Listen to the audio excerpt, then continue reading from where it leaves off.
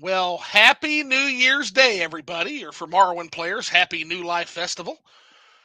Here we go. First Liquored Up Live of the year, and going on one of the last Liquored Up Lives, possibly ever, as we count down the show, as we rebrand to SwitTube, at least for a little while, till this Morrowind playthrough is done.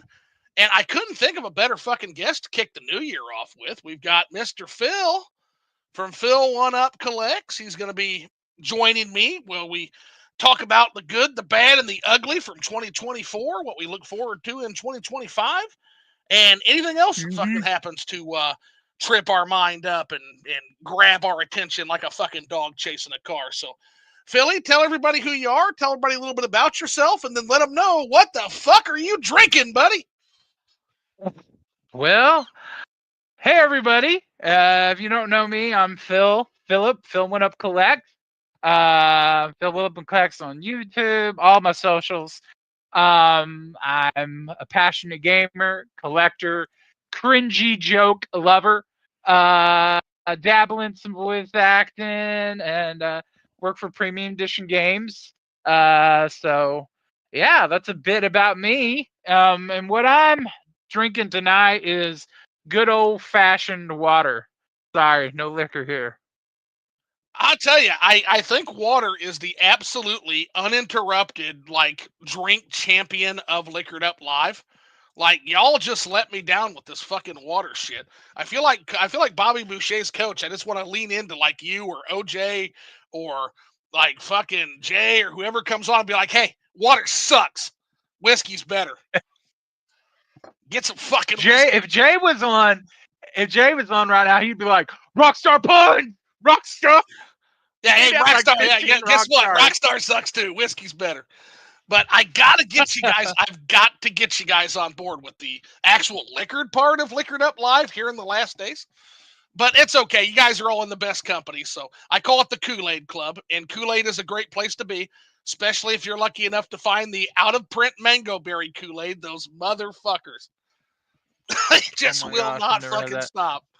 So, I'm telling you though, my niece got me this new tumbler for Christmas, and I oh, love the thing because it has a built-in straw. But I don't know why the water tastes 10 times better in this damn thing. It's like I'm sucking on it like it's candy, like liquid candy. It's just so good. well, sometimes I gotta And tell it's you, great because I got to get my hydration in because I don't drink enough water. well, and I got to tell you, the nobody drinks enough water. This is America, Phil. Nobody fucking drinks enough water. That's true. And when you are Yeah, craving too much soda water, pop. there is nothing better than water. There is nothing better than a good gulp of water when you are just thirsty in your body, like after a good workout or after a good jujitsu roll. Like, there's just nothing better than a glass of water, man. Absolutely nothing. As for myself, I am ringing in the new year right. So, of course, last night had to drink Blanton's. Of course. But I'm ringing in the new year with one of the finest whiskeys in the world, actually, right now.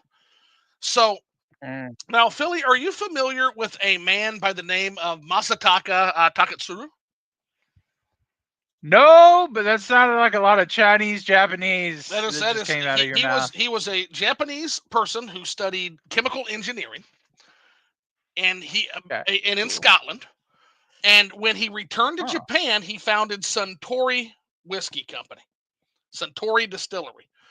After coming back from Scotland with the secrets of making perfect whiskey and pairing that with the Japanese unique climate. And so Suntory Distillery makes several Hibiki Harmonies, kind of the most common one, which is their mix. It's their blended whiskey. That's kind of their most. That's the one you'll run into the most. What I am drinking here, though, and it's nowhere near their finest. Their finest go for fucking stupid money that I'm not willing to pay. The 50 years, the rare 50 years, the 40 years, the 30 years. But in terms of what you can actually find in the United States, this is about one of the finest whiskeys in the world. It is the Yamasaki 21 year from Suntory. And so I'm going to go ahead wow. and sip to that. take your go ahead and join me in a sip across the internet, Phil. Let's take a sip together before we start this discussion to a happy new year. Here we go, buddy. Happy Ready? New Year, And everybody. go, buddy. Kopai. Say it with me, Phil. Kopai. Oh, pie. Yep, that is the traditional way to give a toast in Kyoto, where this whiskey is made. So, Wow. That's all cool. righty. So, cool. all right. Toasts have been made. The year has been rung in. Phil, what's on your mind? What's going on with you, buddy? What's been going on in Phil's head lately? Put us in there. Well, lately, I just been working on the channel. I put out some videos that I don't understand why they did so good. I really don't. Because they're fucking good. I finally reached my 1,000 goal subscriber, and even more than that. I think I'm at 1.1K now. Nice. And I put out letting go video was the first one that I think did pretty well. Got a couple of I think I got a couple thousand on it. And it was just me talking about, downsizing the collection. Sure.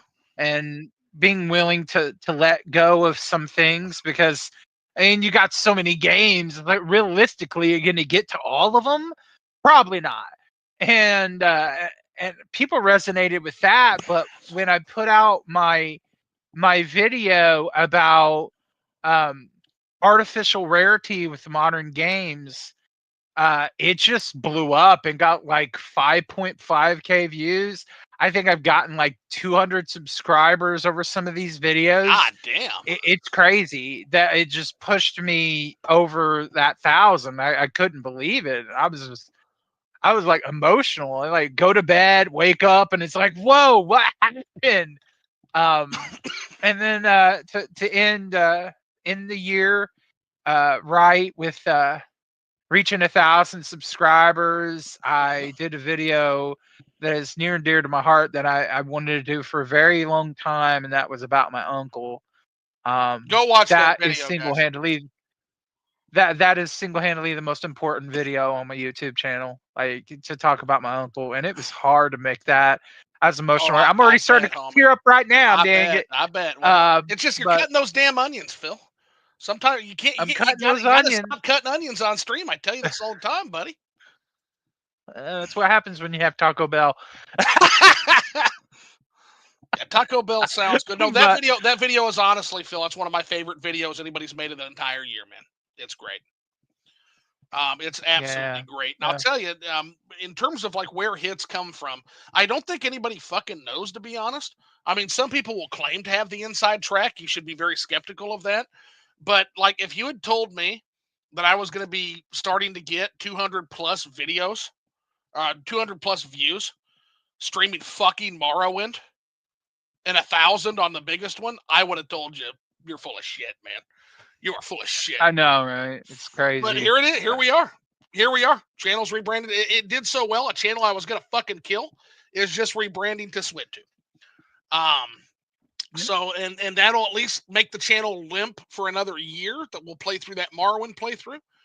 Have some more liquored up lives while that's going on. So, like, honest to God, like, I can't have a playthrough that resonates with that many people and not finish it finally. So it'll be nice to take that character all the way through to confront Dagoth at the heart of Red Mountain and finally have that heart-to-heart with that guy on a live stream. That's going to be awesome. It's going to be a great moment for me. Bit of you streaming that, and I was like, man, this looks really cool. I never played Morrowind. I only played Oblivion and Skyrim, but I always wanted to play Morrowind. And with all the mods that they've been doing or whatever, you're gonna have to show me how to like mod it. I don't know how to mod any game. Holler at your boy. I am the guy for that. I've been doing this for like 10 plus years, man. Actually longer than that. Because I would love to play it. It's a world like no other. Isn't that world amazing, Phil? Yeah. Like the depth of it, the politics, the religions aspects. the different factions maneuvering for power and control, the weight of history. You haven't even seen that part yet. When we actually get to fucking Morrowind proper, and you're standing there in Red Mountain, facing down what could potentially be your old friends from thousands of years ago in another life, and he asks you, "Are you truly the true? Or are you really Nerevar, true reborn?" And you answer him any way you want. But when you are facing down thousands of years of history and the development of an entire culture, there's nothing like it, man. It's just a moment that just haunts my fucking and burned in my gaming soul, dude. It's that good. But it's crazy how much even like vanilla Oblivion. yeah, It is so insane. You could literally spend hours in one house because you could go into somebody's house, you can pick up all the books, and you can literally read them. And it'd be like 50-page books uh-huh. inside a video game and tell you the whole damn thing. And I'm like, dude, you can literally spend nothing but hours reading books in a video game. That's how in depth they made that. Homie, And I don't know. Morrowind is that way times 20, man. It's crazy. When they come out with the new Elder Scrolls, I hope it's really great. I hope they put just as much effort into it for all the glitches and bugs that it's gonna I was gonna have. say you haven't been following Bethesda's trajectory, have you, to say something like that? No, I don't. I checked out like a long time ago with Bethesda. It's not They good. they Buddy. they ruined me on like 50,000 different Skyrim releases that I'm so over it now. But Yeah, you can play Skyrim on your I'll fucking peek out smart the fridge now. window. Play Skyrim on your smart fridge now. Yeah. They're gonna every single Xbox, every device is an Xbox machine and a Skyrim player now. Oh, 100%, man. I don't have much faith for the Elder Scrolls 5. I really don't. But that's okay. That's okay because I have the Elder Scrolls 3. And so it's okay. Mm-hmm. Bethesda can do whatever they want with that game. Something about old games is just, I notice a lot of people look at them as like, oh, the graphics look crappy. It was like, but they were made in a time that was different from today. Sure. Before all the like modern nonsense and the way that modern games play, it was just a different time. And you go back and you play some of those games, like the ones I mentioned in the video with my uncle. You go back and you play those, and there is a charm and a uniqueness to those games that cannot be copied or replicated. Well, the first because games, it was from that time period. And that's why that makes old games so valuable to a person when you're playing them, because it's like a time capsule in a video game. well, the very Just first, like watching an old film. when you go back to the dawn of gaming, there was no games industry. There was not necessarily the idea that you're going to make a huge amount of money doing this. So Yeah. it literally attracted like the obsessed and the mad. That's who were the game developers. And typically who are the obsessed and the mad? Well, I love to surround myself with obsessed and mad people. Manic street preachers, I kind of jokingly call them. Because you know who the most interesting people in the world typically are? It's the obsessed and it's the mad. So you have Richard Garriott, whose parents were astronauts. You have Shigeru Miyamoto, who came from industrial fucking design. Didn't have a video game degree. Didn't go to video game school. He had an industrial design degree. And these interesting, like he used to explore the forests, in his surrounding countryside, in the caves in the surrounding countryside. Did interesting things, had interesting experiences, had an interesting educational background. And the end result of this was he created interesting products. There's also the idea that every game they made back then, at least early on, and that includes Nintendo. People forget about this, that Nintendo wasn't always this fucking industry juggernaut that they are now.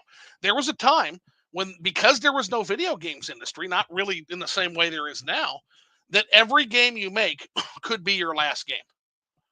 Because life happens. You're not making any money at this. You get busy, you get married, you have kids. Other things start to fly into that game development, right? Or maybe the company just doesn't make enough money and closes. So I've always joked that every game should be made like it's your last game. You should make every game like it's the last game you're going to make. One day you will be right, Phil. And the reason I point that out is Elder Scrolls 3 Morrowind, many in Bethesda Softworks thought that that might be their last project together. The studio was not in good shape when the Elder Scrolls Morrowind launched. They literally had to get with some lawyer buddies and make a holding company, ZeniMax Media, just to finish fucking Morrowind. Which, by the way, also laid the seed to the problems modern Bethesda has to this day, in terms of losing some of that creative control to fucking suits who only care about the profit margin, right? You can kind of see actually Bethesda Studios, Bethesda Softworks, and the formation of ZeniMax Media is kind of a microcosm for what has happened to modern video game companies. I'll tell you that too. You can kind of look at it as kind of a microcosm to what happened in that era across the entire industry. That was when you started to see video games go from these passion projects to these to you started to see the money men get involved. That's one of the first ones I can think of, that I can really think of, where a studio of passionate, driven people, in order just to survive, had to bring in soulless money men. And then the next game, you see Oblivion as a result, and then Skyrim from there. And these games, I'm not going to say these were bad business acumen. These games absolutely grew the brand beyond anything Morrowind could have done. Morrowind was too alien. Morrowind was too strange. It was never going to sell like Oblivion, which was essentially a parody to Lord of the Rings, another movie that was doing very well at the time, or Skyrim, which just happened to hit at the same time of Game of Thrones. You tell me if that's a fucking coincidence. Here's a hint, guys. It's not.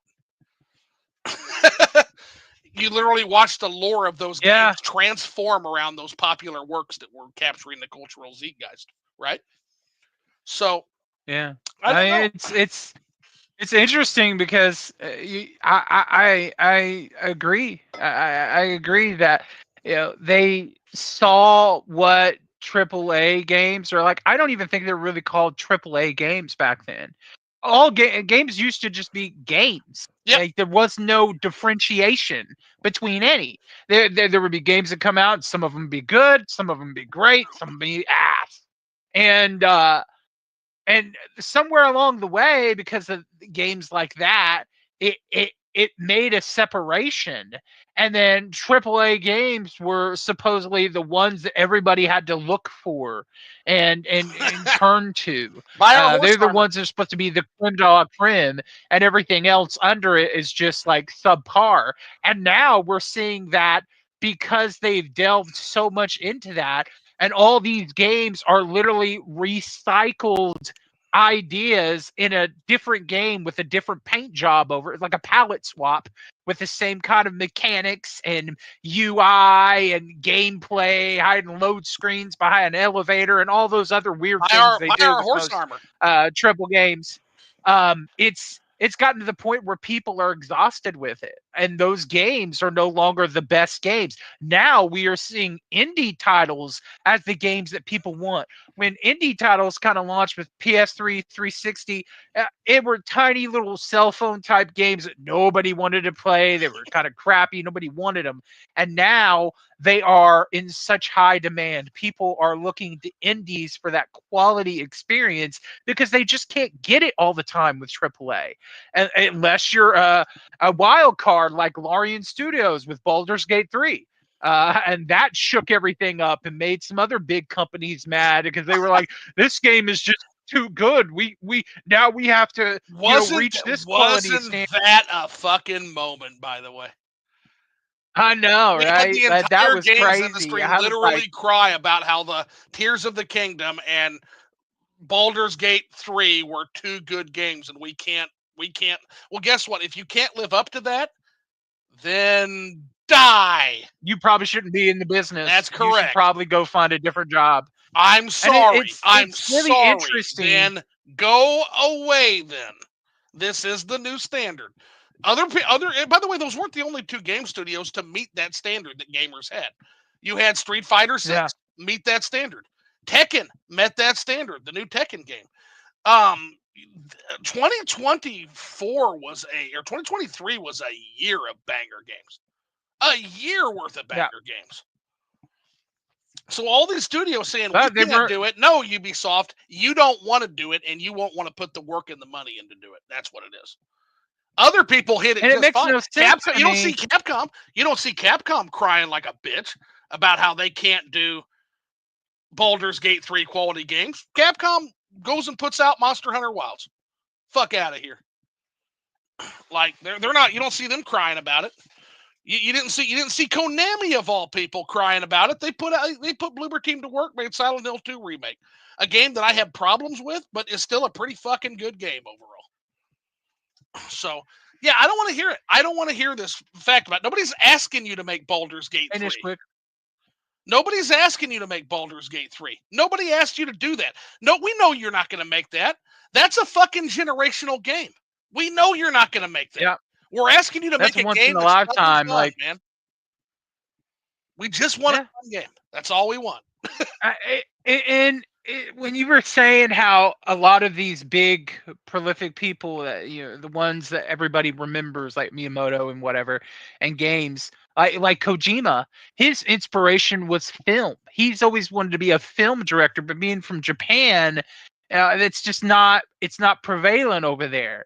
And he took what he loved and he put it in games and gave us some of the first cinematic experiences, like with Metal Gear Solid.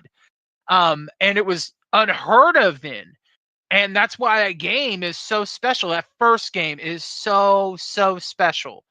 Kojima, So I just it, love so to it's follow, man. He's so interesting. He's such an interesting person. so it's really cool because people think they have to go to school to get a video game degree and Nope, all this and that. But nope. back then, Just it be was just interesting. people that were living life and had different kind of passions that came together to make games. And some of the most greatest game experiences that we've ever had, ones that set the foundation for the future of gaming Let me ask and you a made question. some of the biggest IPs in gaming. So you don't need to have a big fancy degree. All you need to have is a vision and a passion to see it through. 100%. Well, And especially nowadays and with that the fact that you can subcontract out musicians. Look at what Sea of Stars did. They literally went and they got one of the composers for Chrono Trigger to make a couple of their music songs. So yeah, if you can't, let's say you're not a coder, let's say you're not a musician, let's say you're not great at graphics, you can go sublet out all that work, and you can pay them for work to work on your game on a limited contract. That's something you can do. maybe I need to do that because I have a couple of game ideas that's been rolling in my head for years that So I let me would ask you. love to put out there to the world. So let me ask you a question. It's the same thing. Actually, Detailed Devil has a great comment here I want to get to. So after I ask you this, we're going to read comments and get through comments for a little bit because we got some building up. But I Okay. want to get to that. That's a really good, interesting comment, actually. But um, Herman Melville. What was Herman Melville's job before he wrote Moby Dick? What was his job? Oh gosh, dude, I don't know. I'm A sorry. lot of people will say writer. Wrong. Not correct. Not correct. He was a writer after he wrote Moby Dick. Writer's right. He was a whaler. He went on 3 Wow. tours in the 18th century on whaling vessels.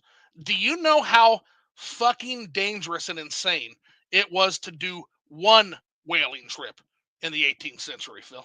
Do you know how dangerous that was? Do you know how insane that was? Probably. I saw that. I saw a movie with like Chris Hemsworth. I think they were trying to chase a whale and it destroyed their ship and That's they what were we did. left out to stray and they were starving of water. So yeah, I could imagine. I remember seeing that film. Yep. Basically, Several in years ago. those days, that was a one-time thing. You would do it. A captain would do it one time. Hopefully, come back alive because you had to harpoon the whale, you had to drag it, you had to tail it. Dangerous. You had to get the oil from it. Dangerous Yeah. work. Yes, it paid. Like if you got one, you were basically done. You could retire. It was that wealthy if you got one. But a lot of people died in the process. Herman Melville did it 3 times to write Moby Dick. Now, am I asking game Wow. developers to get on a fucking whaling ship or to go get on an oil rig and do hydraulic fracturing and risk death and dismemberment in order to make video games? No, I'm not doing that. I'm simply pointing out that interesting people from interesting backgrounds and diverse backgrounds make interesting products. That's all I'm pointing out. So, Yeah. would I rather you sit in a creative writing classroom Or would I rather you go and travel the world, or go work on an oil rig for a year, or go do anything else besides sit in a classroom all day? My answer to my employees is going to be go out and get some real world experience. And if you can't afford to do that, read people who have. Read interesting books. Watch interesting works of art. Inspire yourself. That's how you make greatness. That's how you make greatness. And I will have I was I don't really want to get. I went to church last Sunday, and my pastor had a message about people. Some people have goals, right? yeah. And what you need, not necessarily a goal, you need a vision, and you need to have the faith to see that vision through. Vision what you want for yourself, for your life, and if you keep the faith and you keep you'll keep your vision, you'll see it through. And that's how the real path to success. So let your faith fuel your vision, and your vision fuel your faith, because that's what these people did. They had a vision, they had faith, they had passion, and look at what they accomplished with no video game degrees, because that wasn't a thing back then. So we all have the ability and the capacity to do great things. It's just some of us don't practice it, and I'm one of the people that that Phil, gives up a lot. But it just shows you that these people were able to do something amazing and make some of the best games 100%. in the And industry. it's because, like you said, they wanted it. They had a want for it. I'm reading something called Mhm. Kill 6 Billion Demons now. And we'll get into that next. Oh yeah, you told me about that. Oh my God, So any Morrowind fans need to absolutely read Kill 6 Billion Demons, 100%. But I'm gonna give everybody a teaser of it. And we're gonna talk about want a little bit, because that's a great subject. So, Phil, you drew first blood in your own Liquored Up Live, buddy. You said, "Hey everyone, thanks for coming by. Happy New Year." Master Nathan is here. Welcome in, Master Nathan. Thanks for coming by, man. Happy New Year's to you too, buddy. I hope you had a good and safe one. 100%. Detail Devil says, "Stay hydrated, man. Cheers." Detail Devil, welcome in, buddy. Appreciate you coming in here. The Buckeye Gamer, Happy New Year, y'all. And then Phil's waving. Hey Buckeye. Hey Buckeye, I love welcome her. She's in, so buddy. Sweet. Taco Bell, that lady. Taco Bell isn't too bad. LOL. Hey, Taco Bell's good. Have you tried their new fucking chicken nuggets yet? What? Taco Bell has chicken nuggets? Taco Bell has chicken nuggets. I'm gonna take you to the promised land here, Phil. Their chicken nuggets. Are you kidding me? What, bro? Why? You don't even know the half of it. You can get a 10-piece chicken, dude. Taco Bell chicken. You gotta check this out. 10-piece chicken nuggets meal. Baja Blast freezer comes with nacho fries. 10-piece chicken nugget coated with tortilla breading, served with a jalapeno honey mustard. That sounds amazing. They are I'm gonna amazing. have to go check my Taco Bell. I haven't eaten Taco Bell forever. I would probably dip it in the nacho cheese, though. I think that cheese is really good. You get the nacho cheese, really good. I love. Fries. And here's the thing: I've dipped it in both. They're both fabulous. The sauces are fabulous. Taco Bell's coming after that ass with McDonald's. They're coming after that ass, man. They smell blood. Fucking. You heard it here. You heard it here, folks. Zoo needs a Taco Bell promo on the channel. Yeah, bringing you Morrowind, with Taco Bell. Brought to you by Taco Bell. Yeah, no, we don't plug shit. I only tell you if something's good. I never get paid for it. Like anybody fucking pay me to plug shit. But if I say I like something, it's because I really like something, and I fucking love Taco Bell's chicken nuggets.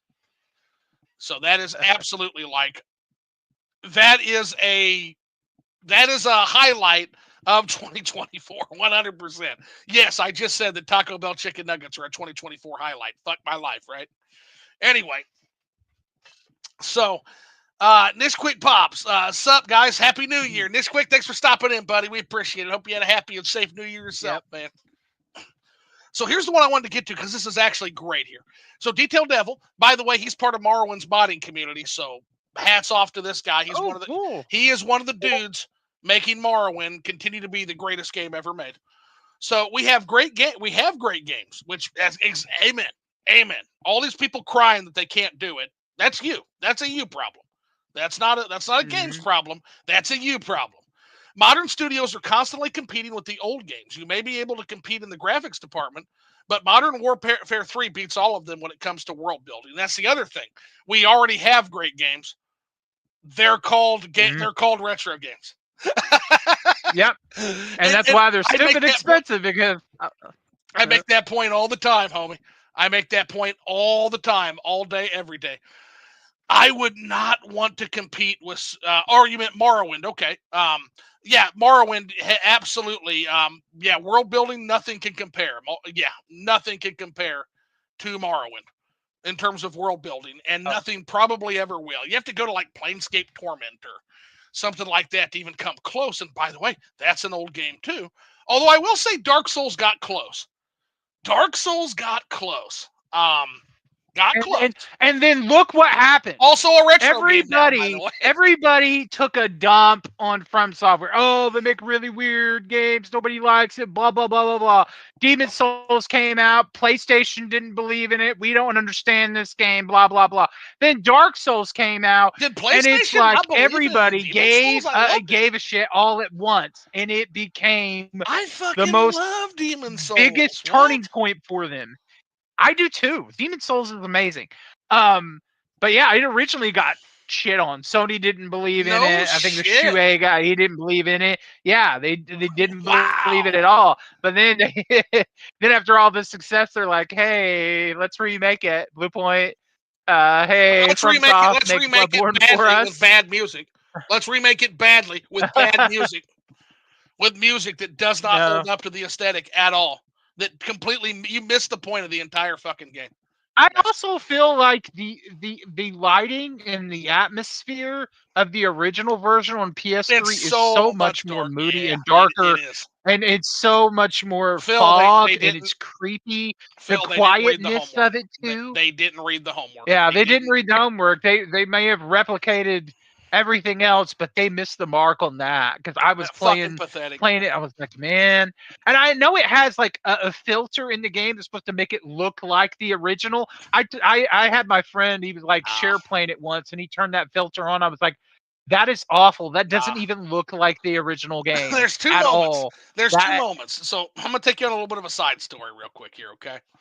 So, two moments where I fell absolutely in love with Demon Souls in particular. So the first moment was a story moment. It was a story that the game makers made. And that was I got a shield. And the shield was the shield of it's the shield of God or something like that it was called. Now, what was the shield of God? Phil, or no, it's the talisman of beasts.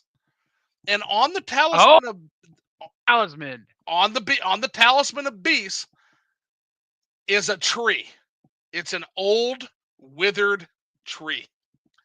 And it allows you to cast both miracles, which come from God, Umbasa, and it allows you to cast sorceries, which come from the old one.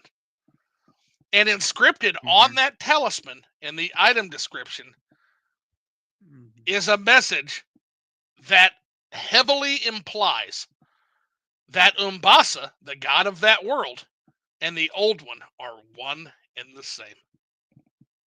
Ooh, yeah. That is a moment that literally just ran me cold when I read that. I'm like, oh shit. There's that talisman is single-handedly one of the best talismans in the game. You can cast both miracles and sorceries. Yeah. It gets better though. It gets even better though, because then there's the story I made. So anybody who is familiar with Demon Souls is familiar with Stockpile Thomas. He's the guy. Oh yeah, good old Stockpile. He's the guy that buys all your items and gives you money and souls. He's essential. He's as close as it comes to an essential NPC. Well, you know how those PlayStation 3 controllers buttons are sometimes, don't you, Phil? And how sometimes those triggers can be a little hair trigger, those strong attack triggers, right? Well, I happened to sit my controller down before getting ready to trade with my good buddy Stockpile Thomas, and I attacked him. Stockpile Thomas immediately started combat with me. Now, he was just throwing punches. He wasn't hurting me. But I tried to reload. I tried to quit. I tried to turn the game off. Over and over again, I would reload, and Stockpile Thomas would charge me with a berserker rage of punches. I had no choice, Phil. I killed Stockpile Thomas. I then figured, okay, that's too important of an NPC. There'll be something reset with that. And I promptly quit my game and started it again. Stockpile Thomas was still missing. I had to play the entire remainder of that particular character's run with no Stockpile Thomas. Ouch. It is at that moment that I realized I fucking love this game. Yeah, you can fucking love this game. Consequences almost made all action. the NPCs. And it just there's so much to it. Like Elden Ring, it was that up the ante. There's so much to that world. I had not seen that. I had not seen my ability to kill essential NPCs like that since the Elder Scrolls 3 Morrowind in 2002. Wow. That is an absolutely essential NPC. And I killed him. Yeah. The only one you can't crazy kill is to the me one how the Maiden in Black. The only one you can't kill. And you can't kill her. She just comes back. And there's also lore behind that too. Dagothur also technically comes back if you kill him. There's lore for that reason too. But anybody who doesn't have a specific lore reason why they can't be killed, you can kill. And that is emergent game design. That is a story I will carry with me until the end of fucking time. The story of how that character tried and failed horribly. I didn't finish that playthrough. To continue on in the doomed world I created with no Stockpile Thomas to sell goods to. Absolutely, we have great games. We have more great games.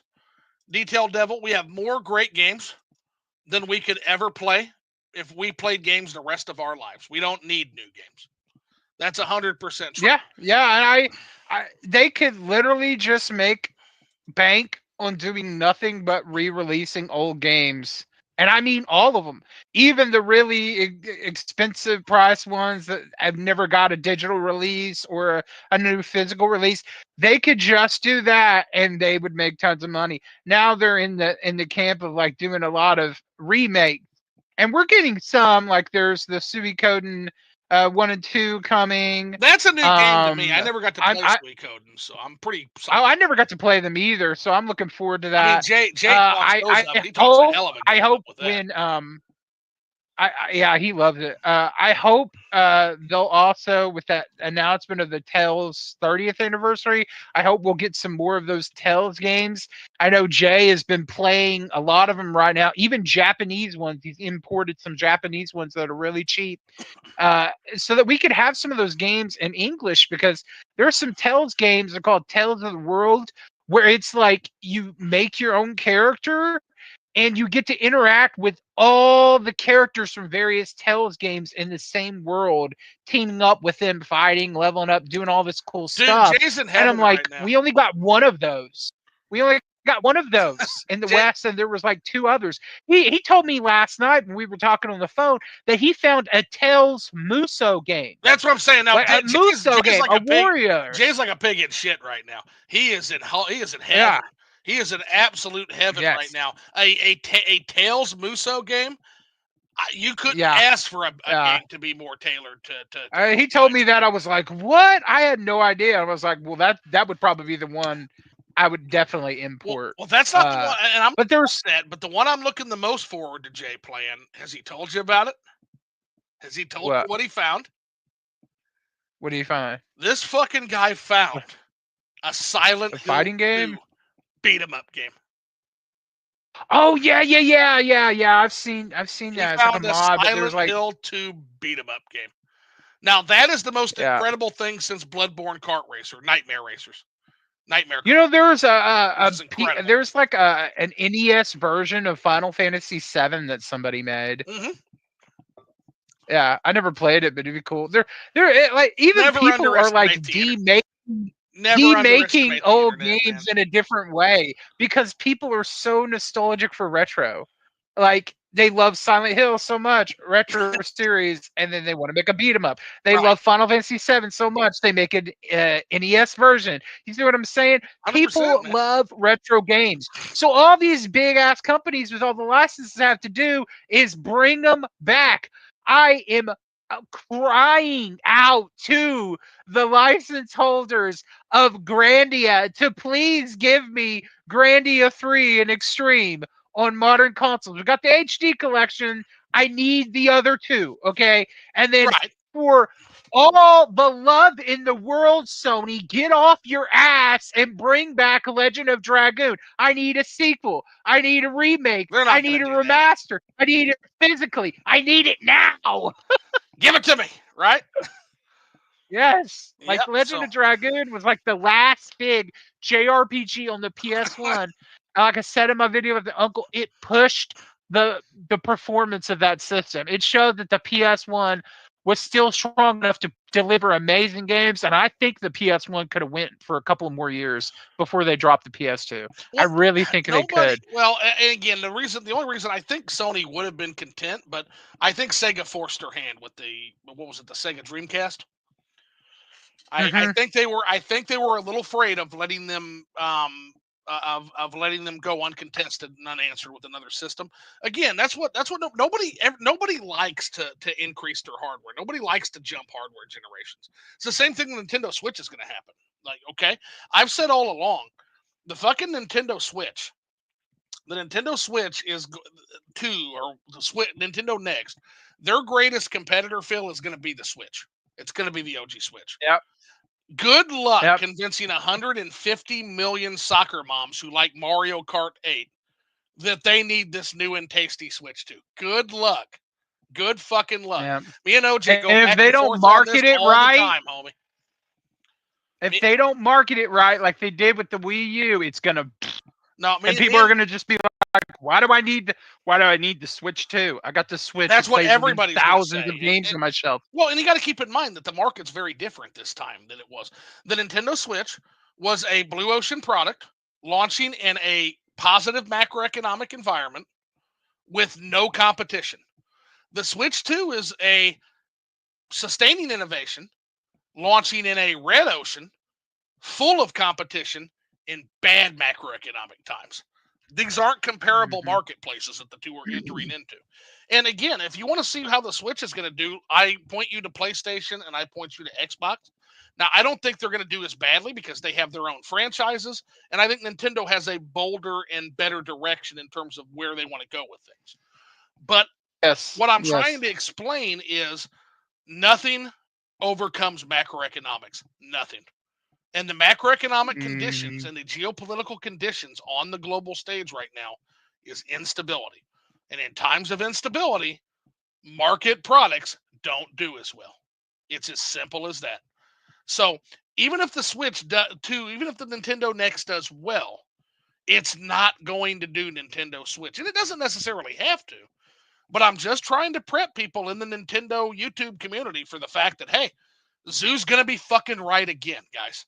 I'm going to be, just like I was right with Tears of the Kingdom, not outperforming Breath of the Wild. Just like I was right about the fact I looked at Mario Wonder and I said, I don't know about that. I'm going to be, just like I was right about the Switch 2 not coming out until 2025, bare minimum. I was right about that, Phil. Like Nintendo, Mhm. You fucking were. Nintendo Prime can make 50 fucking Switch 2 videos a day, and like I told him, it's going to be another 3 days, homie. You're not helping the situation. And again, all love to Nintendo Prime. I love that guy. Good content, but time converts more than reason, and more often than not, I'm fucking right about this shit, Philly. I mean, look how long the PS3 life cycle was. That was freaking forever, man. What was that, like 10 It's years? part of why It they was do so well. long. It's kind of my It was a joke. Like when long people talk time. DVD players selling well, or when people talk about like, oh, PlayStation consoles do well over time. Well, fucking no shit, they do. Any console's going to do well over a 10 fucking year period that it's supported. You support any Hmm. console for 10 years with games people want, it's going to sell. You put a DVD player on something, it's going to sell at that time. It was the cheapest DVD player on the market and the best one. Of course, Hmm. it's going to fucking sell.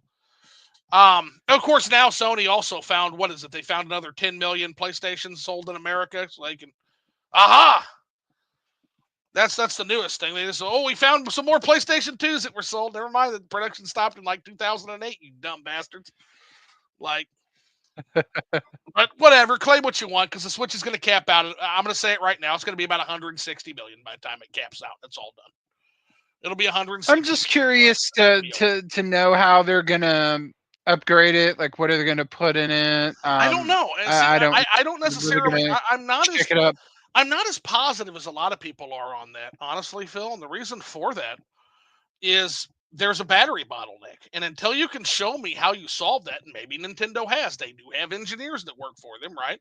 They do have technology experts Yeah. and engineers in their R&D division. But you're going to have to show me how you solve that battery power bottleneck. Essentially, what it is the batteries that are available to us that we know about publicly. Not talking about the skunkworks military shit, but the battery and the energy storage technology available to the public that we know about can only sustain a certain level of graphical fidelity and processing power. Now, so the Switch has to Mhm. make a choice. The Nintendo Next has to make a choice. It can have better battery output and only marginal graphical improvement, in which case, what's the fucking point of this system? Or it can have Yeah. significant graphical and processing improvement and only have a couple hours of battery life for its biggest games. I know, like the Steam Deck done in like In which 2 hours. what's the fucking point? So I Yep. don't understand. Like I'm a person that wishes the Switch would just continue to go, but at this point, the diminishing returns are apparent. It's not something they can continue to do, Phil. It's just not as much as I would want it to as a gamer. As a business person, I look at that and before seeing 2022 and 2023 when people were screaming, hey, we need a new Switch. No, you don't, assholes. Stop gaslighting Nintendo. Fucking lying idiots. You don't need a new Switch. You want a new Switch. The numbers are still doing gangbusters. Shut up. But now there is a diminishing returns. It's like a 50% decrease here and a 40%. They're going to have to put a new system out. I just don't know if a sustaining innovation is the way to go. I think it's safer given the macroeconomic environment, but I would kind of like to see another disruptive innovation. The problem is Oh yeah. every time Nintendo follows a disruptive innovation with another disruptive innovation, Wii to Wii U, for example, didn't work out. So it tends the Hmm. Nintendo cycle, the successful Nintendo cycle tends to be disruptive innovation that does gangbusters, sustaining innovation that does stable, and another disruptive innovation that does gangbusters. So let's take Yeah. NES to Super NES, right? Sustaining Hmm. innovation.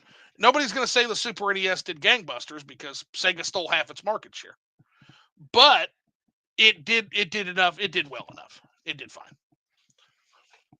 That's kind of what I'm looking at. So Brick Barnes is in the chat. Brick Barnes says the Duchess has arrived. What's going on, Zoo and Phil?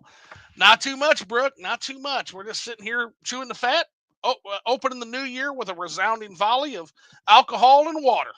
You know, the typical 1-2 punch, the liquored up live. So, yeah, absolutely. Detail Devil then says essentially the fans have taken over and are creating the content they want to play. That explains the indie movement too, not just the modders. Yeah, that's the case for Bethesda. Just look at the thriving modding communities and the large-scale projects coming out. Yeah, not only for for Skywind, for Skyrim, you've got like Skyblivion, you've got Skywind, you've got the New North, you've got all kinds of shit. Like they're literally making what was it that game, the Lost City. The Lost City was originally made as a mod for Morrowind and was so fucking good it spun off into its own game, man. Like, yeah, the hidden Yeah, city or I the think lost somebody city. made like a somebody made a full expansion for Dark Souls or something called like Nightfall or something, Uh-huh. and it had like some cut content and whatever. Yeah. And I was just like, "Whoa, dude, this is so cool!" Yeah, like you have people that are gamers that love these series, and they're so passionate, but they don't get what they want from the license holder, so they go out and they make Yeah, we, the we games eventually that they want to see. They make the content they want to see, and they make these games even better uh-huh. in a lot of Yep. aspects. Like they take what was built by the company, they add so much to it, and it's like, damn, this content's better than what y'all came out with. And y'all the one that own the IP. You're the one with all the money and the staff and the devs. How is a bunch of people not getting paid for these mods creating something better than you? That's kind of like, ooh, Oh, you know? 100%. And that's the thing, man. Eventually people get tired of asking. Like I've said on my Yeah. live streams, we are the heroes we've been waiting for, Phil. Stop asking. Stop asking why. Start asking why not. As in, why aren't you doing something about this? Yeah. Wield the There's so blade of many one. fan games. Wield the blade of one. I'm going to read you something here. This is a parable from Kill 6 Billion Demons, which is a absolute workshop on world building. Okay. So this is not part of the main story. I just want to point this out. This isn't even part of the main story. This is a text. This is a text that is part of like the religious works of this world. This is like a religious text reading, okay? The three masters were taken aback by this assertion and loudly protested, but Yasun, that's like the god of the world, continued. You, the master of space-time, are exceptionally strong indeed, but you limit yourself by the shape of what is, and not by the shape you want it to be. You, the master of aesthetic, are strong as well, but by seeing only beauty, you blind yourself. And you, Yasun said to the weeping master of ethics, are of purest mind and heart, but looking only inwardly, cannot perceive external illusion. Who is strongest then? Clamored the master of space-time, banging his great chisel with a crash that shook the speaking house. Let me know, and I will take their measure. The others echoed the same, and the hall was soon filled with imploring cries. Plainly, I will tell you, said Yasun, it is pre-Asma. The three of you were content with your mastery, but Asma is not, said Yasun. But she is an idiot and a loathsome schemer, wailed the master of aesthetic. This is true, said Yasun fondly, but she carries with her the most powerful mastery, which is of hunger and desire. She is the master of want. The three masters considered this statement as there was a lesson in it, and they were each exceptionally wise. They realized its power, and one by one they slunk away to their ruined estates. What lessons did you learn, Asma? Said Yasun after they had left. The universe is somewhat wheel-shaped, said Asma, proud. Surely, but from one angle, said Yasun, amused. The universal art is violence, continued Asma hotly. Truly, but the second is far greater is lying, said Yasun. The truth is dependent on those who uphold it, she finished, stomping her feet. There is no such thing as truth, said Yasun. Rely on lies instead. They are far more consistent. Why, Lord? Sputtered Asma. Because we constantly strive to uphold them. What is your meaning, O Lord of Lords, O Queen of Queens? Growled Asma, gnashing her white teeth. You sent me on this fool's errand. You are a liar, and you have the mind of boiling of wicked schemes, said Yasun. And for this you are my favored daughter. You alone among my disciples struggle. Struggle, Lord, said Asma, trying to catch some meaning. Struggle is all there is, said Yasun. Want, desire, and struggle are the essences of existence, and the rest is nothing but death. You are a mercurial fighter, quick of finger. You hate stagnation and thirst terribly for power. You accept the world not as it is, but seek greater shapes beyond, and strive fiercely to carve it to your will with the dread instruments of hunger. For this, you are my strongest disciple. I still don't understand, Fume Desma. Frustrated. Perfect, said Yasun. Wow, that is, and that's from like a comic book. Man, That is that from is from deep. Kill 6 Billion Wow. Demons. Yes, wield the Ooh, y'all, blade. that is deep. Wield Damn. the blade of hunger and want. Carve the Yeah. world as you wish to see it in that image. That is what video game fans That are that doing with that's video how games right now. that yeah. They That's are how wielding the blade some of one. people. They are done waiting on these game studios to give them what they want. They're done with it. They're gonna make That's how the wealthy become the wealthy. and that is exactly how that happens, and it's also how we finally get the stuff we're asking for. We don't wait. Mhm. We don't wait and beg game studios to do this. We don't wait for that. We Mhm. make it ourselves. It's what's happening in the I Morrowind mean, modding community. It's what's here happening here in indie games. It's what's happening in these fan projects. We are the heroes we have been waiting for. Stop begging other people to and make what you want them to make. a good example of this is Ryan Reynolds with Deadpool. He played Deadpool in X-Men, Uh-huh. was it Origins Wolverine? And they butchered Deadpool in that film. They butchered it. So he would champion this character and champion this movie franchise. And he has been such a key reason why we have uh, these fantastic films, like why we have screen accurate Wolverine.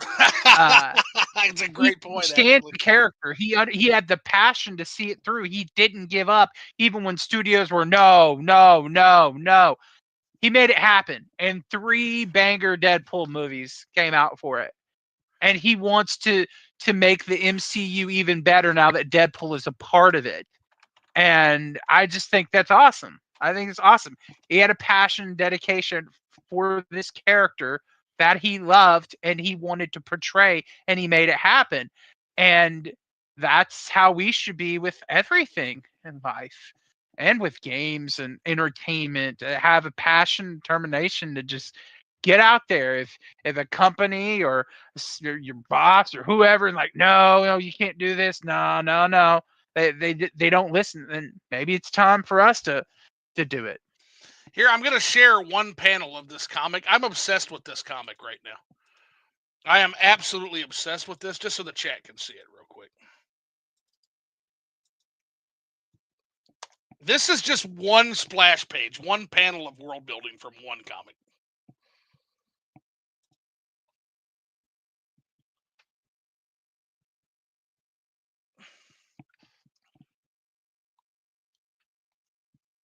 Like, these are entire cities built on the corpses of like faded and dead gods. Like, it's the aesthetic Oh, is just fucking incredible, Phil. Like, wow. it's so fucking good. Like, That's and that. Wow, it looked. Wow, look at the. Oh my gosh, look at y'all.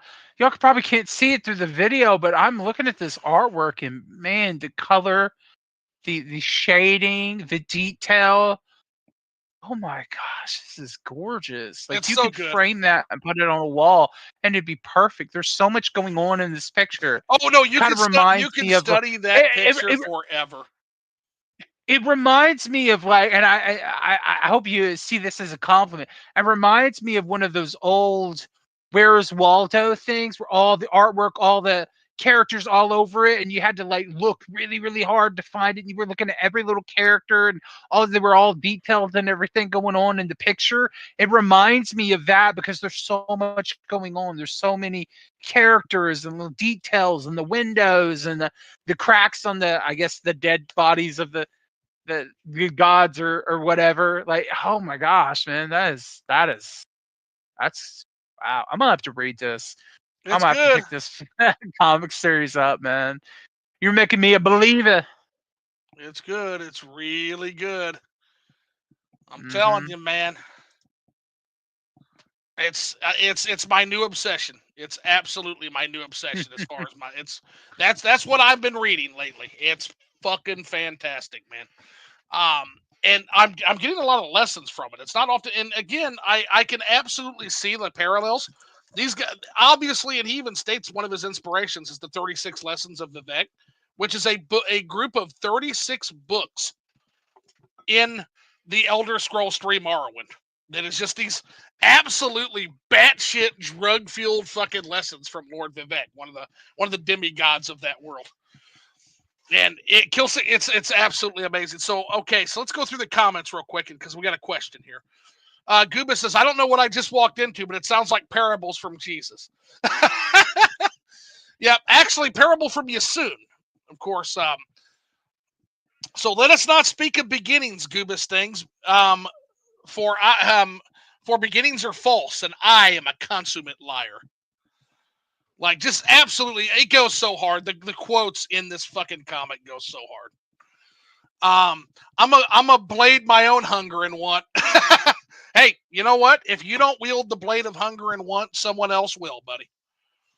If you don't wield it, someone else will. That's the lesson of Kill 6 Billion Demons. Wield it all the way to Taco Bell and get some of those chicken nuggets. Those fucking chicken nuggets. Oh, they're good, man.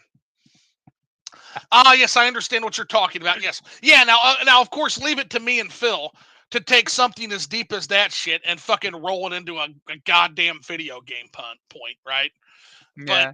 But it's true. It's absolutely true. Video gamers are doing this. We are doing this for ourselves. We are picking up where the developers are failing us, and we're making it happen ourselves. That is happening. Whitehawk says, I see that you two decided to help the poor, hardworking liquor salesman fund his children's education.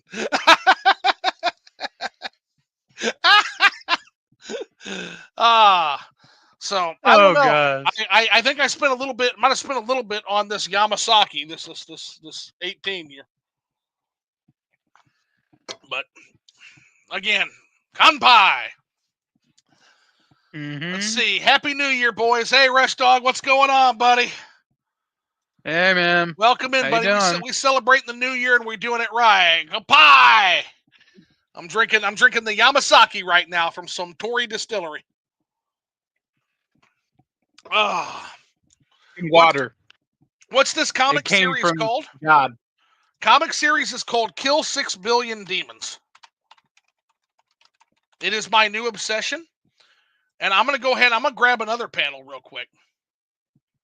Why? Because it's my fucking show. That's why. Let's see here. First page. I'll show you the first page. Don't accidentally post some hentai. Oh, no. There ain't no hentai in here. No, we're good there. Next page. We want next chapter. Next chapter. Although it starts a little frisky. The comic book, as I look now, it starts a little bit frisky.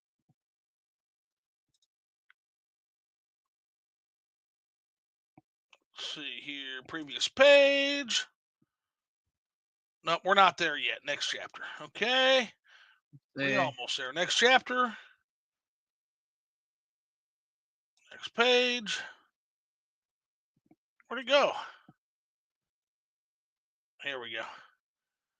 Let's see. Whitehawk says the 36 sermons are heavily inspired, almost plagiarized from Elasier Crowley's Book of the Law. Not that there's anything wrong with that. I'm not familiar with that at all. Well, it's based on a lot of things. It's based on that. It's going to be based on a lot of Hinduism. A lot of your Hindu works. It's going to be based on. There's a lot of cool shit that just goes really fucking hard. Like, it just goes. Monster, really what's up, fellas? Hey, buddy, how you doing? Happy New Year to you too. Yeah, Phil's going to keep everybody entertained while I look for this. Trust me, guys, it's going to be worth it. This panel is where So what games have y'all been playing, and what are you looking forward to in the new year? Like what titles are you hoping to pick up or stuff that gets announced?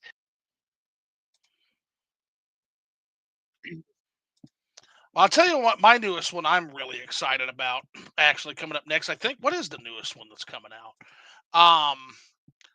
Well, I think, again, Suikoden 2, even though that's an old game, Suikoden 1 and 2, because I never got to play those. This one right here, baby. This one right here. There it is.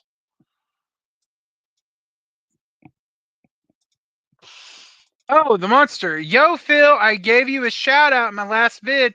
You helped me Sweet. snag SVC Chaos. Ooh, okay.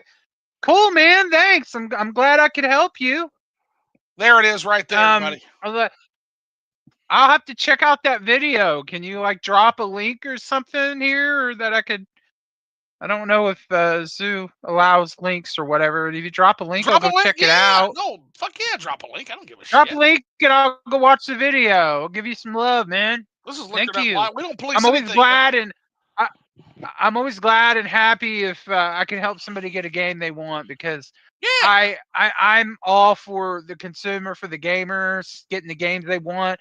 I don't want anybody to feel like that kid on Christmas morning and wake up, they wanted that Super Nintendo and they didn't get it. I don't want anybody to feel that way, because I know what it's like to miss out on something that I want or miss out on a game. I just want people to get the games they want. I want to spread some love and positivity in the community and help get these games into gamers' hands. 100%, man. So there's that panel. And yeah, Whitehawk, Oh yeah, let's take a it's look at kill this. 6 billion demons. Yeah, look at that. Every single fucking character in that panel has its own unique design. Some of them you'll never see again either, man. Dude, look at the detail on this. Yeah. My goodness. By the way, this is book 1. The use of red, like different shades of red in this picture. Everything has a red tint to it. They use the color of red it's like and Hell 70. exuberate in it. Yeah, it's Hell 76. So yeah, this is like one of the 70. It's like one of the 180,000 hells, basically. Yeah.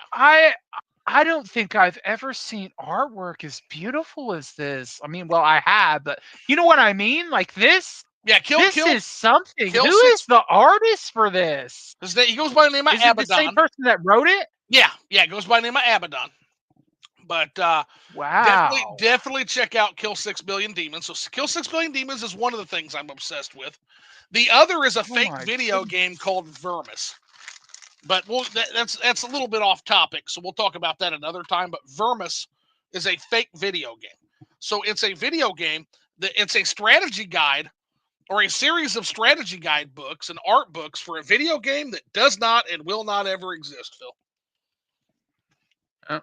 That sucks. But it uses that to, well, it sort of does, but it uses that to build a world that is just absolutely incredible, is what it does. So yeah, that is Kill 6 Billion Demons. And with that, I will end my endless plugging of this amazing comic, right? So, what's this comic series called? Kill 6 Billion Demons. And Whitehawk says the 36 lessons are heavily inspired, almost plagiarized from Aleister Crowley's Book of the Law. Not that there's anything wrong with that.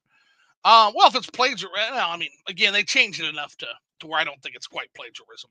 And again, that's one of many sources. Michael Kirkbride has quoted, I think, that and a million other sources aside from his alleged coke habit, which I'm sure also a lot of it sprung forward from. Let's see. New Year. What's up, fellas? Happy New Year and all that. Happy New Year to you too, buddy. Yo, Phil, I give you a shout out on my last vid. You helped me snag SVC Chaos. Dragon Quest 3 HD 2D, so very close to the end. Monster, when we finally get you and Caesar together for our oft-delayed Liquored Up Live with each other, we're going to have to talk some Dragon Quest 3. That was the very first JRPG that's the first JRPG I ever finished. Right there. That's one of my favorite series. I actually got started with Dragon Quest 8. And I picked it up because I'm a huge Dragon Ball fan. Huge Dragon Ball fan. And I saw the cell shaded graphics for that game. It was Dragon Ball as an RPG. And I was like, I have to get this game. And I adored that game on the PS2. It was like, I couldn't get enough. I was so obsessed with it. The difficulty of that game is so damn high, though. I mean, seriously, that post game after the credits dungeon is ridiculous. I was never able to beat it, but I love that. And ever since I had to get every single Dragon Quest game, I went back and tried to get all of them on the DS or whatever. So that and series some is Dragon freaking Quest, I haven't played legendary, all of them, but man. the ones I've played, I've enjoyed. I love Dragon Quest 11. Love the shit out of it. Put a ton of Yeah. hours into that game. Never finished like the real. Did you ever play Dragon Quest 9? No, Sentinels of the Starry Sky. nope. I've played And 3. I played 1. that one's on the DS, and they made it very unique where you could you're like a celestial angel type Right. character that falls from the heavens, Mhm. and you're on Earth, and you kind of become mortal. But in that game, you could actually create your little character, and then you could even play with other people. They could join you for like dungeons or whatever, Yeah. and you could run around together. And Cool. it was just Okay. it was a freaking So awesome I've game. played the And first then 5, and I played yeah, 11, and I think that's it. But I've liked every one I've played. yeah. I've liked every one. I am a little. What do you think about them potentially making the mainline Dragon Quest series not turn-based? I don't know how I feel about that. I hope they don't. I know they have one that's supposed to come out. I want Dragon Quest to just. I'm open to it. I mean, I'm not necessarily against it, but it's like it was the last series that used that traditional turn-based. The whole point and it just of feels Dragon like Quest is to be simple. That's the whole point of it. That's the whole appeal. Yeah, and I wanted to keep that identity. I know they changed Final Fantasy to action-based, and for better or worse, the action just doesn't really click with me like I the older didn't care. style I did Final not Fantasy. care for 16 when I played for it, but I told Jay I would try it again. 15 was complete garbage. I didn't play 15 was garbage. I could take up this whole podcast ranting and raving on 15. We could get into it. We'd be here another 2 hours. Well, be careful now, because here's the thing. Shit. If you're going to do that, I'm going to have to bring in Professor Noctis on you.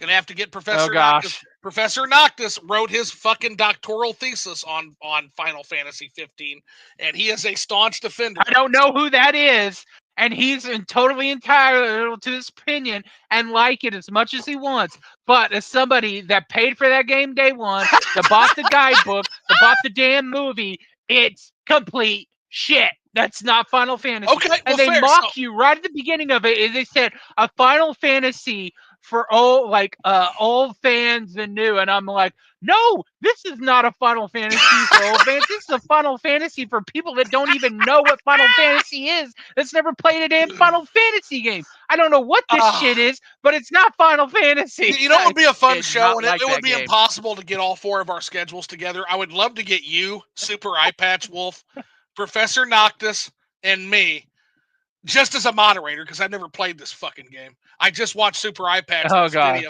All I did is watch Super Eye Patch Wolf's video. Final Fantasy 15 is a mediocre disappointment, and just let you 3 guys go. Gosh. Just let you 3 guys go at it. I will. I'll join it. I will sit there and rant and rave about it. That game was so disappointing. Now, I was a little disappointed with Final Fantasy 13 Part 1. I didn't play the 2 and 3. I can't believe they wasted a 3-parter on kind of a so-so series and a new character. Yeah, it felt like an on-rails, half-baked game. But for better or worse, after playing 15, it made Final Fantasy 13 better. And at that time, no, it did. That was one of the most disappointing Final Fantasy. Phil, stop it. There is nothing. I'm not saying 13 is great. I'm not. I'm just saying it made that game, at least in some degree, better for me. Like if I had no choice to play 13 or play 15, I'd choose 13 every damn time. Every time. Why do you want to live? Why do you want to imagine this universe? What a terrible place to exist in. What kind of fucking I don't want to play either of them. Jesus. I don't want to play either of them. You're describing the 9th circle of hell, Philly. Oh my God.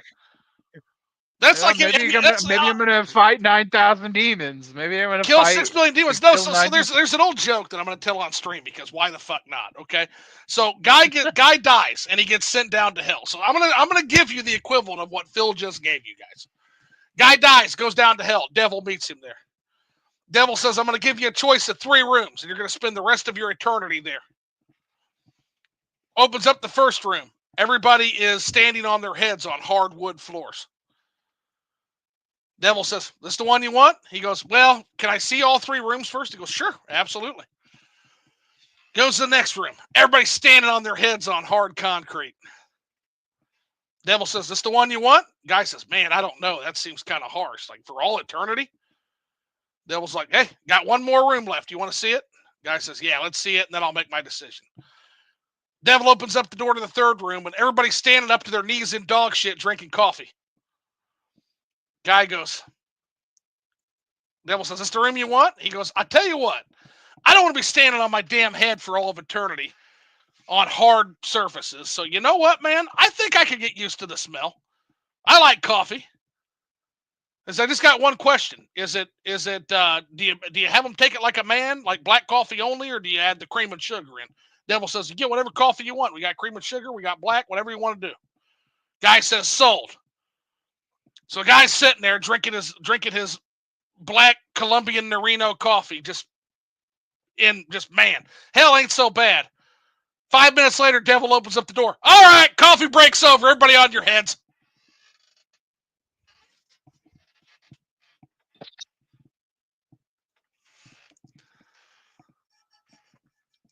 So Phil has just told you all that he would rather put his head in shit than stand on his head on hard concrete. That's what I heard when he said I would rather play Final Fantasy 13 than play Final Fantasy 15. Oh my gosh. That just crap. Ain't nothing that bad. Ain't nothing that bad. That just ended me. Oh gosh, that joke killed, man. I'm telling you. Oh yeah. Well, Woo, hey, my clown ass just had some jokes. Now for some deeper philosophy again. Whitehawk says it's not as much based on the Bhagavad Gita as on Nietzsche's "Thus Spoke Zarathustra," specifically the aspect of predeterminism versus the Übermensch, as well as Thelema. So, yeah, I could see that. Definitely, Whitehawk. I could absolutely see aspects to that with the tribunal being stand-ins for Übermensch, right? Now, you could also kind of see some of the 36 lessons. Also, I think some Epic of Gilgamesh applies, right? So think of the taming of Enkidu, right? So Vivek had to tame his own children. Like, that's part of it. He had to kill his own children who were running amok after his dalliances with Molag Bal, right? So there's that aspect of it, too, for sure. Tribunal are literally Nietzschean overmen. I mean, I guess from a certain perspective, yeah, but they also kind of lied and cheated in order to do it, which I guess goes into the will to power for sure.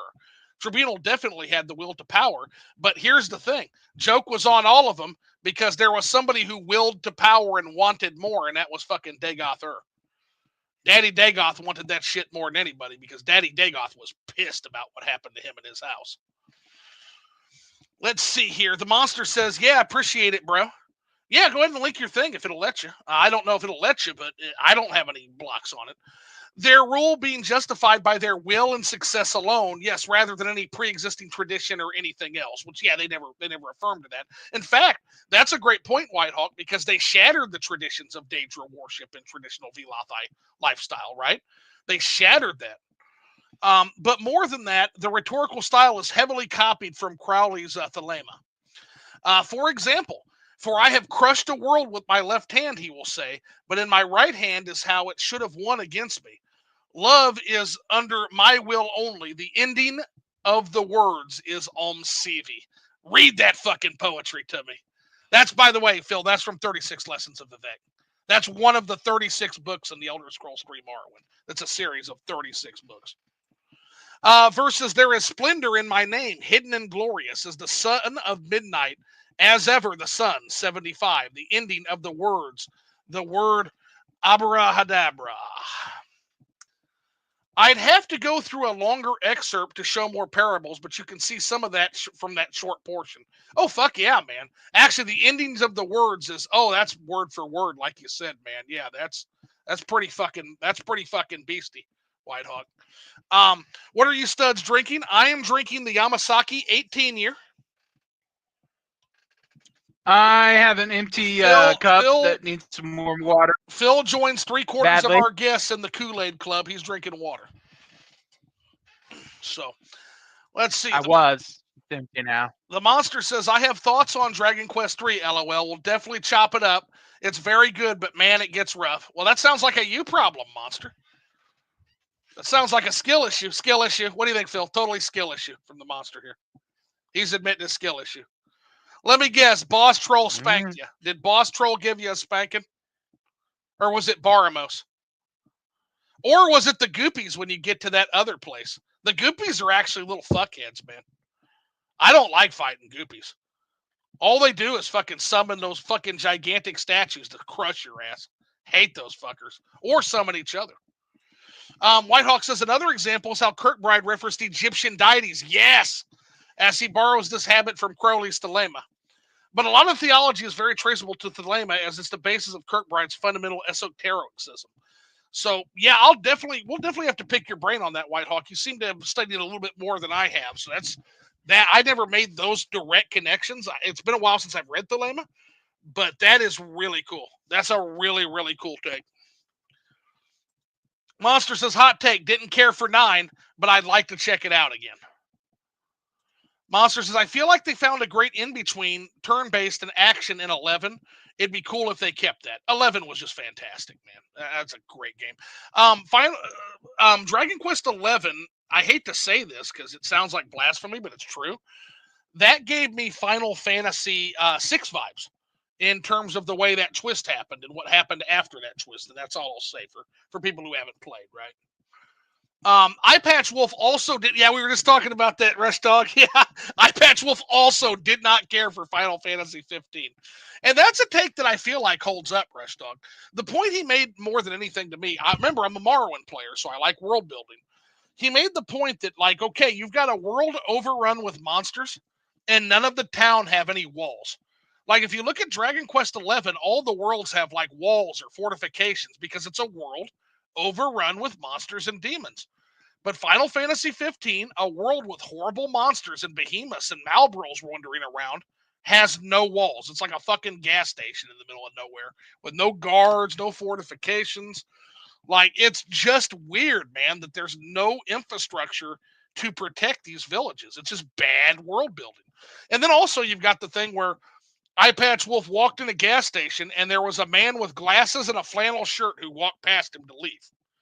And then he turns around and the same man in the same red flannel and glasses is staking his order at the counter before turning around again to see 2 more men in red flannel shirts, the same haircut and glasses, having a spirited conversation at the table next to him. And it's just lazy shit like that I watched that review and I'm like, yeah, this isn't the game for me. And I can tell just by watching it. It's not a game that put world building up front. It's not to say that it's a bad game. It's just to say it's not for me because I like world building. Even in games like fucking Mario, you know me, Rush. Even in a game like Mario Brothers, I'm looking for the world building. I want to see an expansion of that mushroom world. So you can bet your ass I'm looking for it in a Final Fantasy game. So let's see. The Monster says, what up, Rush? Rush Dog says, hey, Monster, Happy New Year. Monster says, Happy New Year, bud. Laugh my ass off. You two are cracking me up. That's good. That's what we're here for, right? Here to have a little bit of fun. Rush Dog says, Final Fantasy has reinvented itself so many times that I don't think anyone even knows what a Final Fantasy game is anymore. Dragon Quest consistency, by contrast, is a breath of fresh air. Yeah. Yeah, absolutely. Let's see. Whitehawk says they were all on break. And then, yeah, they were all on break. Exactly, Whitehawk. They were all on break. Time to get back on your fucking heads. Monster says, that's a solid joke. Dragon Quest is basically becoming what Tales was in the 10 years ago, if that makes any sense. Yeah, the audience is going towards it now. Yeah. Yeah, Whitehawk says, yeah. And that's what I said. I don't have a problem with action JRPGs or action RPGs. I really don't. But I don't think we need to just discard turn-based combat. Like it has a place. Look at Persona, okay? Look at Shin Megami Tensei. That kind of gameplay, even strategy RPGs, there's a place for it, right? I don't think every single AAA JRPG franchise that's still alive needs to just go to action, because I feel like there's something lost when you do that, especially the strategy of it. I like turn-based Because games. Yeah, you eliminate the strategy of it. Unless you're going to have gameplay that's like Demon Souls, Dark Souls, where it's all about timing and dodging, and there's some strategy there. But I like in old Final Fantasy games, you could use like haste to speed you up. So when you're fighting a really fast enemy or a boss, you can have more turns, or being able to poison an enemy, or using like a potion on a zombie, which damages it or kills it.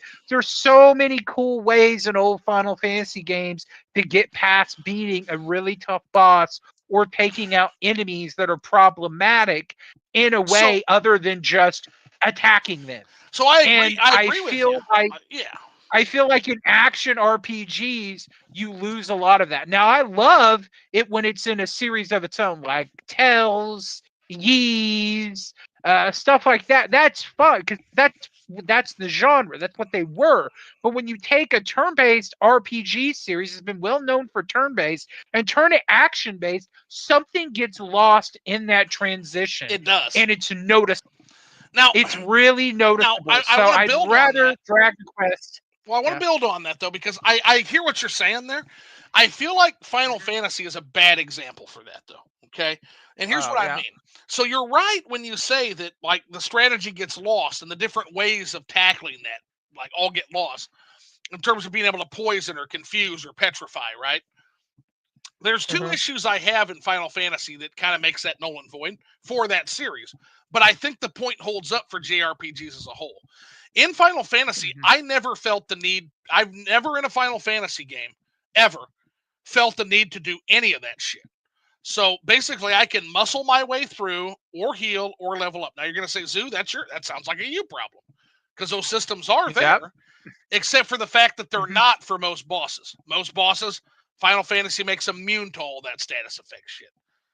So you can poison and weaken. Yeah, you can poison or weaken all the weak monsters. You don't have to do it on.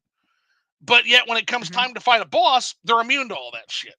And so, what the fuck but is you could still use strategy. You could still buff yourself, or you could just be like me and spam summons over and over again, which is what I did the majority of Final Fantasy VIII. There's a lot of interesting ways that you can actually play those games, though, other than just attacking. Like you can use magic, you can just straight up attack, you can cast a lot of summons, you can buff yourself so you put out more damage and take those bosses out. And there are some bosses that are susceptible to status effects that if you didn't know about that and you just tried to power on through, you would get crushed every time. I mean, I could generally heal and muscle my way through most encounters in Final Fantasy, but you're right. You can use buffs, and I did do that, to be fair. You can also do things like there's the occasional undead boss where you just chuck a fucking phoenix down at it, and that's and it takes it out. Yeah. And I had no idea about that at the time. No idea. And I had to fight the boss the hard way, and I was like, son of a bitch. You mean I could have took that boss out with just one Phoenix down? One Phoenix down. I was like, yep, because it reverses death, and but it was the discovery of the. Yeah, it was the discovery of those things that made it really interesting. Now in Dragon Quest, buffing is actually very important, especially psyching yourself up. You play Dragon Quest VIII and you don't psych yourself up, you're gonna get crushed. That game was punishing. Twin hits, baby. Such a tough game. Putting twin hits on your warrior or fighter, man. Twin hits. Twin hits. Yeah. Now all of a sudden your warrior or your fighter hits twice, man. It's beastie. But yeah, I hope they understand, they don't just make everything action based for the sake of being action because they want to cater more to people that don't really play those kind of games or whatever, or never had experience with it. And I get we are the minority now, and the majority is people that are casual gamers that just want to hit a button and everything just happens. But Don't I say feel like casual. Don't say casual. Well, we use upstream and okay, downstream customers here. There are no upstream, casuals. downstream. Okay, Yep, upstream customers. My upstream apologies. customer. Yep, upstream customers. But it's I don't know. I think a better way to do that when it comes to turn-based, if people feel like turn-based combat really isn't that interesting, then do what it was done in the Shadow Hearts, Lost Odyssey, and Legend of Dragoon, where you have active combat. Even Xenogears, where you could push in a certain combination Yeah. of moves Like and the it would fighting roll out like a combos. combo. Like the Yeah, a fighting fighting combos. combo. Yeah. Legend of Dragoon, you had additions. If you timed the button press at the right time, you could extend the combo into a more flashy attack. If you couldn't get those timing down, it made those fights much harder for you. I could never learn the higher additions. Man, I had to stick with the low ones, and it was hard to get through Legend of well Dragoon. this Lost Odyssey, Shadow Hearts, there's a wheel that's like a timing based. You could equip different ones that would let you have different attacks or benefits, so but I've you got had to hit the button at the right time. And if you didn't, you missed. And it made you more active in a turn-based RPG. And I would love to see those systems come back. That way you have a bit of both. Like Mad Belmont. you entertain people that don't just like boring, turn-based. They may think it's boring. And then you also cater to people that like turn-based. So the best of both worlds. Best of both worlds is always good, and I do think they're kind of looking for an expanded audience in JRPGs right now. And you got to be careful. It's good to look at the expanded audience and to try to expand your customer base, but you don't want to lose what makes those games its magic as well. It's a tough balancing act. People say, "Well, Zoo, that's tough. It's like you're asking for everything." Yeah, I am. That's their job. Is to deliver and expand their audience while also keeping the core audience satisfied. And I think it's easy enough to do if you can identify the core of what that franchise is, right? Now, you're just named two games I've never fucking played, Xenogears and Shadow Hearts. Belmont won't stop talking about Shadow Hearts. And Nishquick won't stop we won't shut the fuck up about Xenogears. So I feel like I'm going to have to play these games eventually because I got to tell you, they've never led me wrong in terms of a game recommendation before. Oh, Xenogears is rich now with I got you. lore Now and you story. too. Now You'll fucking you love too, that. man. Okay. You'll love that. I'm gonna tell you what, the story was so much like the first disc flows really well. That second disc is so padded where it's like you're just reading text for like what feels like 2 hours before you could start moving your character and playing again. And I was thinking it's because of the whole thing with the game, like Square Enix Right. shouldn't believe. I kind of touched on it in the video about my uncle.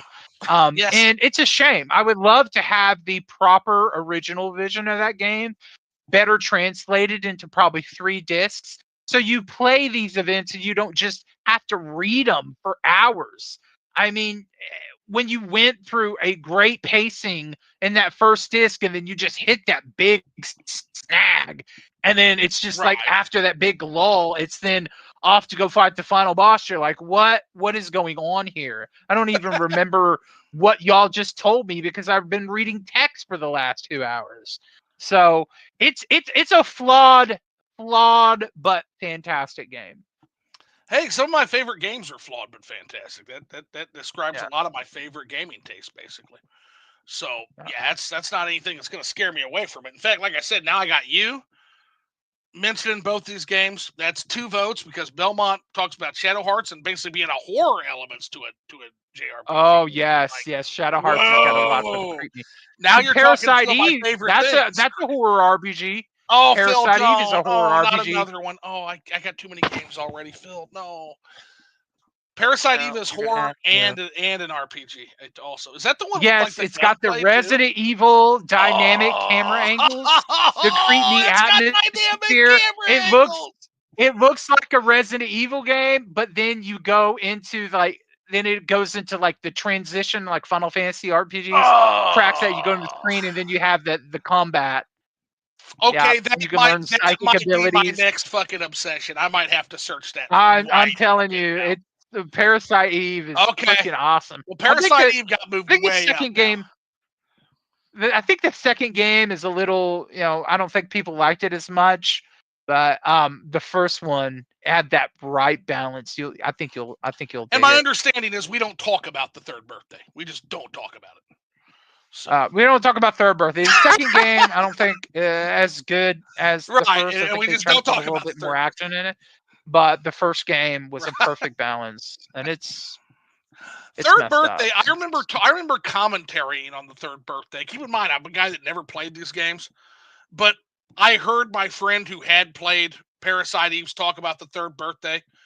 And that was at a time where Square Enix was just like, you can go back to like the Super NES hub and see my commentary on what Square Enix was doing at the time. God, that was an awkward period for Square Enix where they're just bulldozing every fucking franchise anybody ever cared about. Let's fuck Kingdom Hearts into the dirt by doing endless Gaiden games and side stories that nobody gives a fuck about instead of delivering what you want, which is Kingdom Hearts 3. And I'm gonna be Let's do the honest, they third finally birthday and gave like us destroy they that finally gave character. us 3, and I And was no one very mixed cared, about and Kingdom no one Hearts 3. cared at that I time. It was was mixed 20 about fucking Kingdom years later. Hearts 3. It's like half the worlds were fine, and then it's like they put the other half of the worlds as like an afterthought. It's like they fell asleep like halfway through the production, and But I'm at like, least they what the heck finally is figured that? out, hey, we don't want another fucking side story Gaiden game. Let's give them the fucking third game. Like, we'll see. We'll see after Kingdom Hearts 4 if they don't give us a bunch of more side games. Two back to back, because it's like 2 mainline games and then like 50 side games. 2 mainline games and then 50 side games. Yeah, we're just I also think it's bull crap. They tied like mobile games into a single player RPG storyline, and everything has to connect. I can at least forgive side games, but the mobile games and the online crap, like, no. Why? Why? Like, oh, that's so frustrating. Like, it should have just been a single player story type game. I don't want to screw around with mobile games to find out story beats. I also don't want to play a shitty musical rhythm game for like 2 I hear that's good. cutscenes. I hear that's good. I hear it's good. Regardless, I'm here for a JRPG. I don't care about that. It might be a good game, but I don't want to play a shitty music game. I don't like it. Right. Now, if I want to play a fucking music game, I'm dusting off Rock Band on the PS3 if I want to play a rhythm game. Yeah. Again, or Guitar Hero. Like, I used to play the crap out of that. Zoo, why don't you like digital games on console, Zoo? I don't know. Maybe we should count how much goddamn money I spent on Rock Band downloads that are stuck on the fucking PS3. Why don't we count that up? Why don't we count all the money I spent on Nintendo Wii games that are stuck on the Wii? I don't know. I don't know why I gave up on digital. My friend gifted me these Steam cards, $50. I've been holding on to it for like a year or so, for like a birthday or something. Never used them. And the winter sale happened, and I got plethora of games for like $50. Dude, there was some good shit. All the Divinity, the old Divinity games, or Divinity Original Sin 1 and 2. I got Left 4 Dead 1 and 2. I got State of Decay 1 and 2. I got like a Batman. I got like a shit ton of games for $50. So I'll tell you what games I got. Let me pull up my Steam, because I got 3, I think, on Steam, and it cost me like a total of $7.99. Let me see here, though. I don't spend much. I don't spend much on Steam because I don't own those games. I'm spending more than I ever have, but I still am very leery of Steam. Still very leery of Steam. Let me get it pulled up here. So I bought, what's the current library? And I tell you the new ones I just bought. So I bought This Is Not Your Home. I bought Mouthwashing.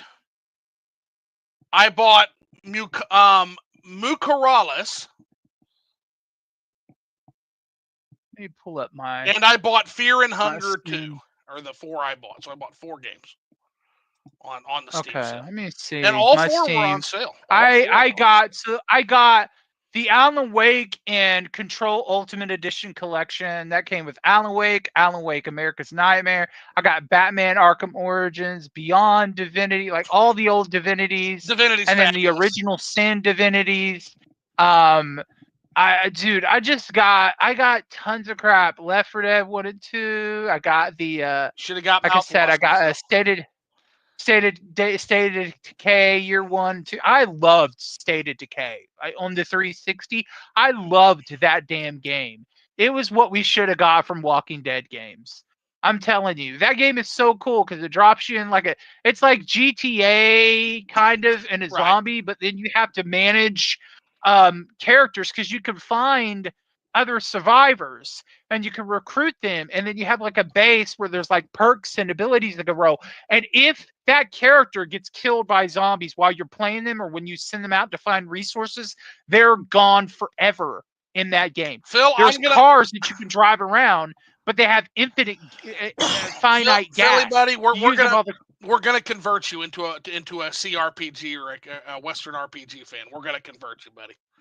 Oh, I got the Divinity games. I'm ready That's what for I'm it, saying. man. You're I fucking might ready. need somebody to You're play. fucking ready. I might need somebody to play Divinity Original Sin 1 and 2 with, because I know it has multiplayer. Okay, yeah. And yeah, Divinity's. I'll play Divinity again. That's fucking fabulous, man. Yeah, I'd like to play it. So I got those because I was thinking, okay, I could spend like this whole 50 and I could get Baldur's Gate 3 on PC, which would be, a fantastic experience. Can but your that PC is a run lot of Boulder? money. Can your PC run BG3? I don't even know if it could, but if it did, it'd have to run it on the very BG3 low will spec. bring a good rig to its knees, man. I have my rig's no fucking slouch, and I have pop-in.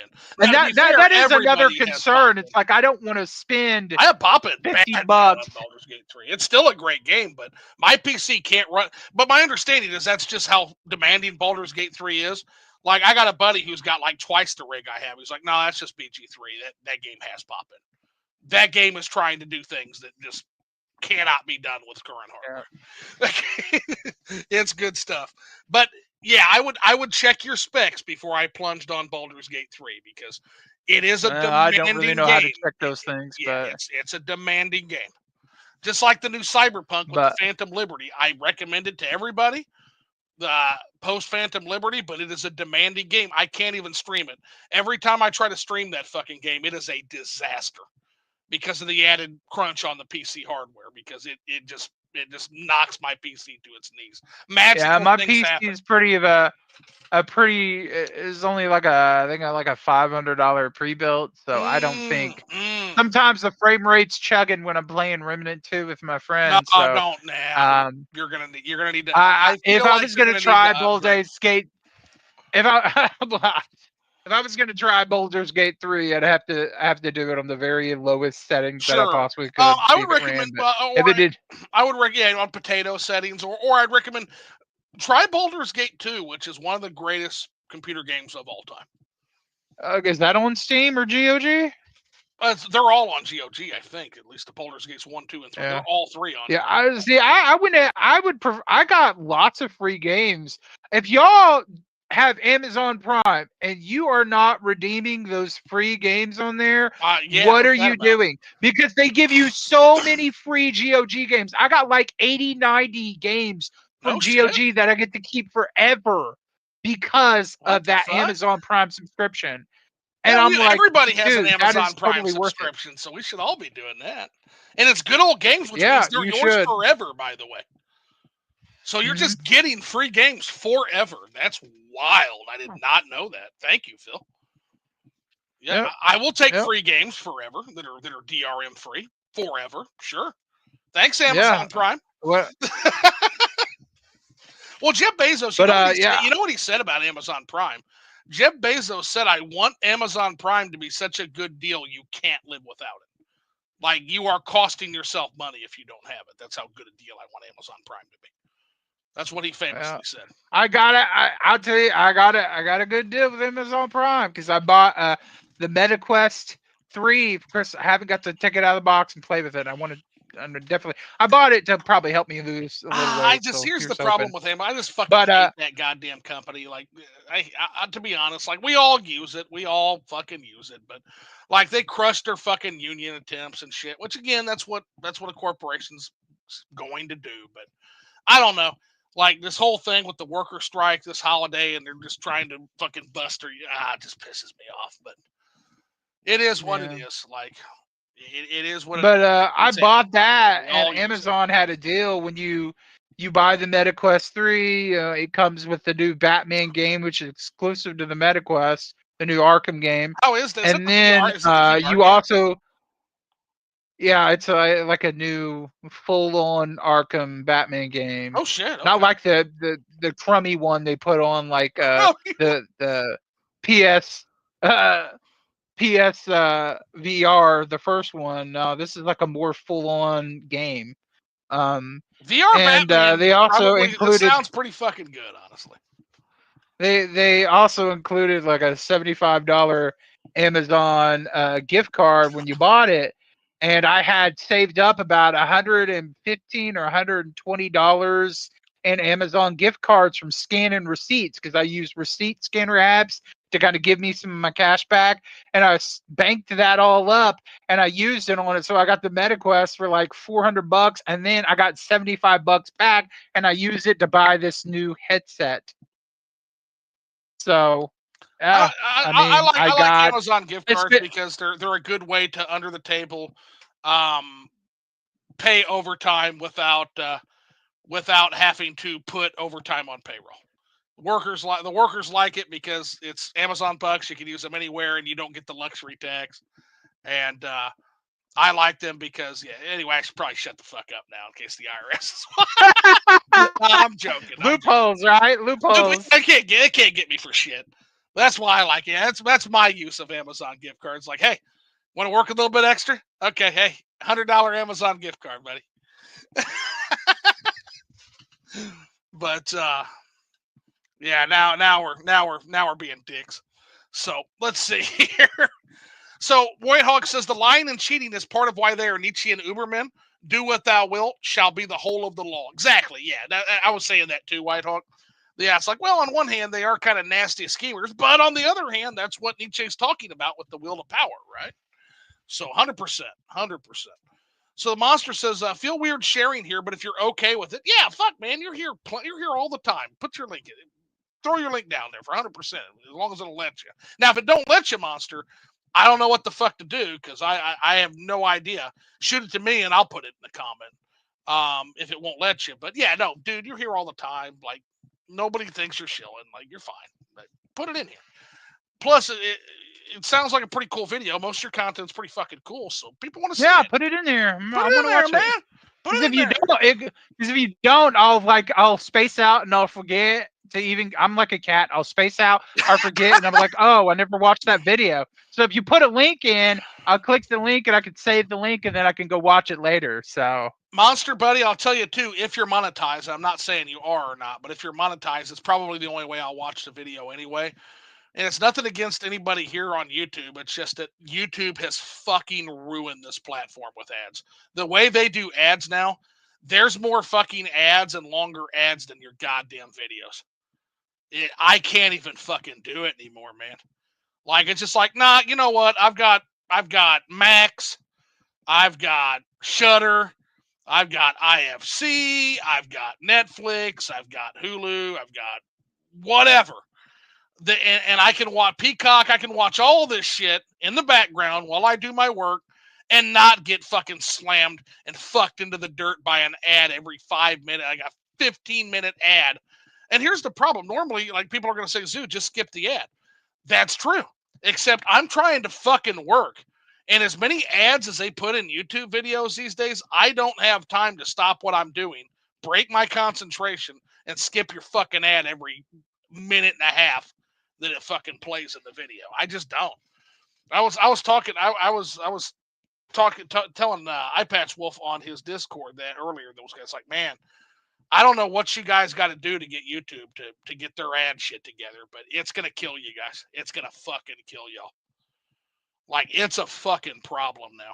And it's only something I've noticed in like the last few months. Like, oh my God, is it? I hate the ads, It's even for bad, free dude. videos. Like, dude, they even slap ads on my video when I go to watch my own video. I have to skip out of an ad. I'm like, y'all assholes making money off my channel when I don't even make any money off my channel. Like, There seriously, shouldn't that's be if ridiculous. you're not I monetized. can't. Wait a second, hold on. If you're not I don't know. monetized, It's like there free shouldn't be ads. I think there's like free ads or whatever. They'll even put it on some videos. And I mean, I'll see There ads better not on be any videos ads on my channel. My channel is anti-monetization. I don't want any fucking ads on my channel. I'm telling you, I've watched channels that have literally next to no subscribers or something. I click on a video or whatever, and they don't even have hardly any following, and there'll be some kind of ad. But that's because they actively selected monetization, possibly. I don't know, but if you're not selecting monetization options, there should be no ads on your channel. That's fucked up. That is beyond fucked up. Even if you selected monetization options, if you're not monetized, you don't get anything for it. So I don't think you can even turn those on until you are monetized. I don't know. Point is, I don't know. But it's annoying. That would get me to leave the platform if they're running ads on videos that are not monetized. That's all you got to do is go back and watch your videos. I've never seen an ad on my videos. Not that I watch my shit that often, but I've never seen one. But I will definitely have to start watching them a little more frequently now, at least to just check for ads at the beginning of videos, because that's fucked up, Philly. Wow. Yeah, no, literally, that would make an asshole out of me. Literally, in the blurb of my fucking description, I will never monetize, have ads, take sponsorships. It's in the fucking description. So they better not. If anybody's ever seen an ad on one of my videos, let me know. And don't fuck with me. Don't troll me. I'm serious, man. I need to know. So, alrighty. Anyway, rant over. That goes all through me because the ad situation on YouTube is fucking horrendous right now as it is. I don't want my viewers having to deal with any of that. Bad. What do we got for comments? Comments? Let's take a look here. We got, so Mark Orenchuk says, Steel Reserve 211 and Ian J. Ooh, I remember those days. I'm ghetto these days on my pension budget. I understand the pension budget. Let me recommend a drink for you, Mark Orenchuk, because there is one drink that absolutely should be, it's supposed to hurt, and that's vodka. Any good Russian or Pole will tell you vodka is supposed to hurt. My friend, you need Kharkov vodka. So let me give you a tutorial on how to get the Kharkov, okay, Mark? So Ian J, you're in the right territory. You're right in the right retail space. You're at the bottom of the shelf, right? You want to travel a little bit further down the aisle to the vodkas. So you're in the brandies. You're going to walk a little bit further down to the bottom shelf vodkas. Now, underneath that vodka shelf, that bottom shelf, there's going to be a latch in the floor. You're going to pull up on that latch, and underneath that latch is going to be the Kharkov vodka. That's what you want, buddy. That is the stuff you want. Kharkov is king, baby. Kharkov will fuck you up. And it is cheap, and it hurts. And because it is vodka, it is good that it hurts. I need to drink some Kharkov. We're gonna have a Liquored Up live. I'm gonna drink Kharkov. We're gonna go out like a badass motherfucker. We're gonna drink some Kharkov on that night. Speaking of Russian, Mr. Gorbachev, tear down that wall. Idolas Aldercapped, Whitehawk says. Rushdog says the cities of Dragon Ball don't have walls to block out the dinosaurs and the monsters that roam the land, and everyone loves that series, including Eye Patch Wolf. I feel attacked right now, Rushdog. I feel like you just personally attacked me. So here's the thing about that. You're not wrong. You're not wrong, okay? But consider that you have like the Gokus and the Krillins of the world that beat the fuck out of those monsters. And so they don't need walls because they have like super chi karate guys to beat the fuck out of the monsters, right? Now, I know that's a terrible argument. you can proceed to pick it apart. I said my piece, Rush Dog. Let's see. Baldur's Gate 3 was a massive hit. Clearly, people still enjoy turn-based games. Exactly. Yeah, Baldur's Gate 3 is like a dagger in the heart of the everybody wants action gameplay. It's a dagger in their heart, man. Yeah, Baldur's Gate 3 is fantastic. The Monster says, oh, there's 100% room for turn-based. Definitely agree games like that should still exist. Whitehawk says, Diablo, Grim Dawn, etc. are great. Oh, my God, Diablo. Oh, yeah, Diablo and Diablo 2. When I was a kid, I found a disc of the original Diablo burnt on a CD in a box of Lego some of the neighbor kids gave us. They were looking out for us. Wow, that's a great story, Whitehawk. That's fantastic. Imagine you get some Legos and all of a sudden, boom, there's Diablo. That's wow. Yeah, that Diablo would be cool. Fucking revolutionary in the day. I'm disappointed in modern Diablo. Like Diablo 3, I played that on consoles. I got a working physical copy. See, I could Diablo put in 3 is anytime. fun. Yeah, Diablo No 3 problem. Is fun. But then the Diablo 4 came out, and it's always online MMO type of nonsense, and I hate that. I didn't even bother. That's garbage, and that game totally tanked. I've seen it sitting in like freaking Walmarts for like $15. Nobody wants that trash. No, Nobody live wants it. service trash. They ruined it. Nobody wants it. And then they remade, what was it? They remade Diablo 2 or whatever. That also had some kind of online internet connection. They love that. I'm like, why? It's Diablo 2. It's Diablo 2. Now, to be fair, so now it makes me want. Like, it should be optional, but Diablo 2 does have a large multiplayer element, but still, it should be fucking optional because it should be a one-player game too. That's the thing. Like, playing a fucking single-player, like, Necromancer run in Diablo 2 is some of the funnest gaming I ever fucking had. That, along with StarCraft, remember back in the day with fucking StarCraft or Warcraft 3? That was back when Blizzard understood what the fuck was up, man. Those were the days they would allow you to spawn. They would literally allow spawning on BattleNet so you could literally play with other people. Like, amazing times. Don't floppy that copy, though. That song will forever live rent-free in my head. Status elements and debuffs are great in the Etrian Odyssey series. Pretty much every boss is acceptable to them. Yeah, still need to play Etrian Odyssey, Rush Dog, and it's on the list for sure.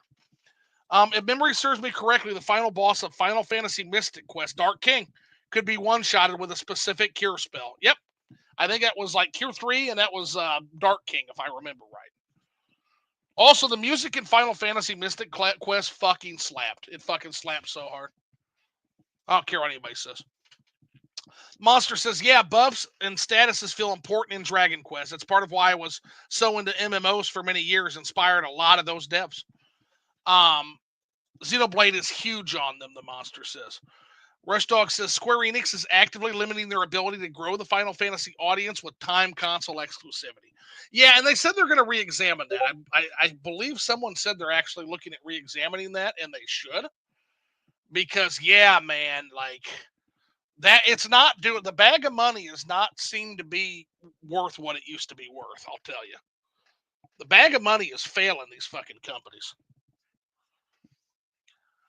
Rustock said Parasite Eve is a brisk 10 hours with zero filler. You can absolutely squeeze it in. Okay, we're gonna do Parasite Eve. Horror game, RPG, like gunplay, blonde. Okay, cool. Let's do it. Let's see.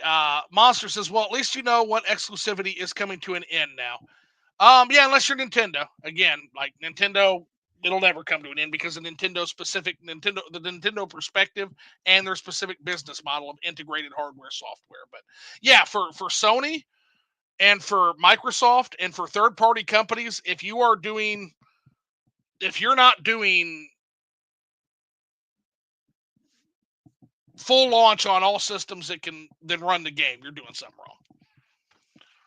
Yeah, if the specific aim of your game is not to add specific value to the hardware, i.e. that's every fucking video game company, not called Nintendo, Sony, and Microsoft, you're doing yourself a fucking disservice. Now, if you're talking about, like, console exclusivity from the console makers not doing console exclusives. That's fucking stupid, and it's also part of their problem too. Is there's no reason to buy their box anymore. Monster says A couple of years ago, I kind of spoke out about that when they were first going to be, when Sony was first going to start putting their exclusives on PC, and I just had a big old, I was like, this is bad, for consoles. They lose their exclusives. There's no reason to buy the console anymore because PC has everything, and PC will be better to play it on because you'll have a different, there'll be more options. Not to mention like game prices and everything else you can do on PC. So the main issue with PC gaming, and Nintendo understands this. So yeah, if your console is just a dumbed down PC hooked up to a television, that's what a console is, then you're going to run into the PC is going to start cannibalizing your market, because it used to be that the PC was complex. It used to be that it was hard to know if your game ran on the PC, etc. They didn't have Steam to instantly check those things and check system specs, etc.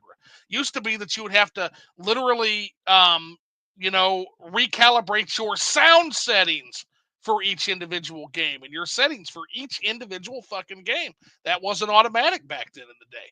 These are all complexities that prevented people from moving over to PC, and it gave the console, even in the early days when they were dumbed down PCs connected to television and controller, it gave them some kind of advantage. But that advantage is gone now, Phil. You can hook your controller up, like literally, like it's the thing I told Rush Dog way back in the day. There's Gabe Newell's Steam Box. Remember the Steam Box? Gabe has a Steam Box for $1,000. So you can buy Gabe's Steam Box for $1,000, which is a dumbed down console hooked up to TV. Or you can buy Zoo's Steam Box. Zoo's Steam Box is a PC. It's your PC. It's an extra long HDMI cable hooked up to a television, and it's a PlayStation controller. So my Steam Box costs the price of a extra long HDMI cable and a PlayStation controller. Gabe's Steam Box costs $1,000 to $600, and it's just like, nah, there's no point in that, especially since Steam already takes all the guess out of that anyway. Don't care. So it's kind of the same thing. So now PlayStation has that problem. Microsoft has that problem, which is, hey, my box has none of the functionality and the modability of PC gaming, and meanwhile, PC gaming has moved upstream and is starting to get the expanded audience because it's not as complex to deal with PC anymore. So they're starting to move in, and they are starting to cannibalize Sony and Microsoft's market with PC sales. Now, Microsoft's response and Sony's response to this is to say, we'll put our software on PC too. The problem is those big, giant, supposed to sell your first-party box games cost a lot of money, Phil. And the Steam sales eviscerate those profit margins. They eviscerate them when those games go on sale. And those games go on sale a lot, even if it's only $10, $20. They do. Like I said, I just bought $50 worth. Those Sony games go on sale a lot. So yeah. I don't know if it's a viable model. I really think Sony and Microsoft got to figure something out. I think Nintendo, once again, in their infinite, bizarre, strange, wacky wisdom, I think they see something that these other folks just don't see. As much as I have a problem with their weirdness sometimes, they just got a lock on it. It's because I don't know. Sony,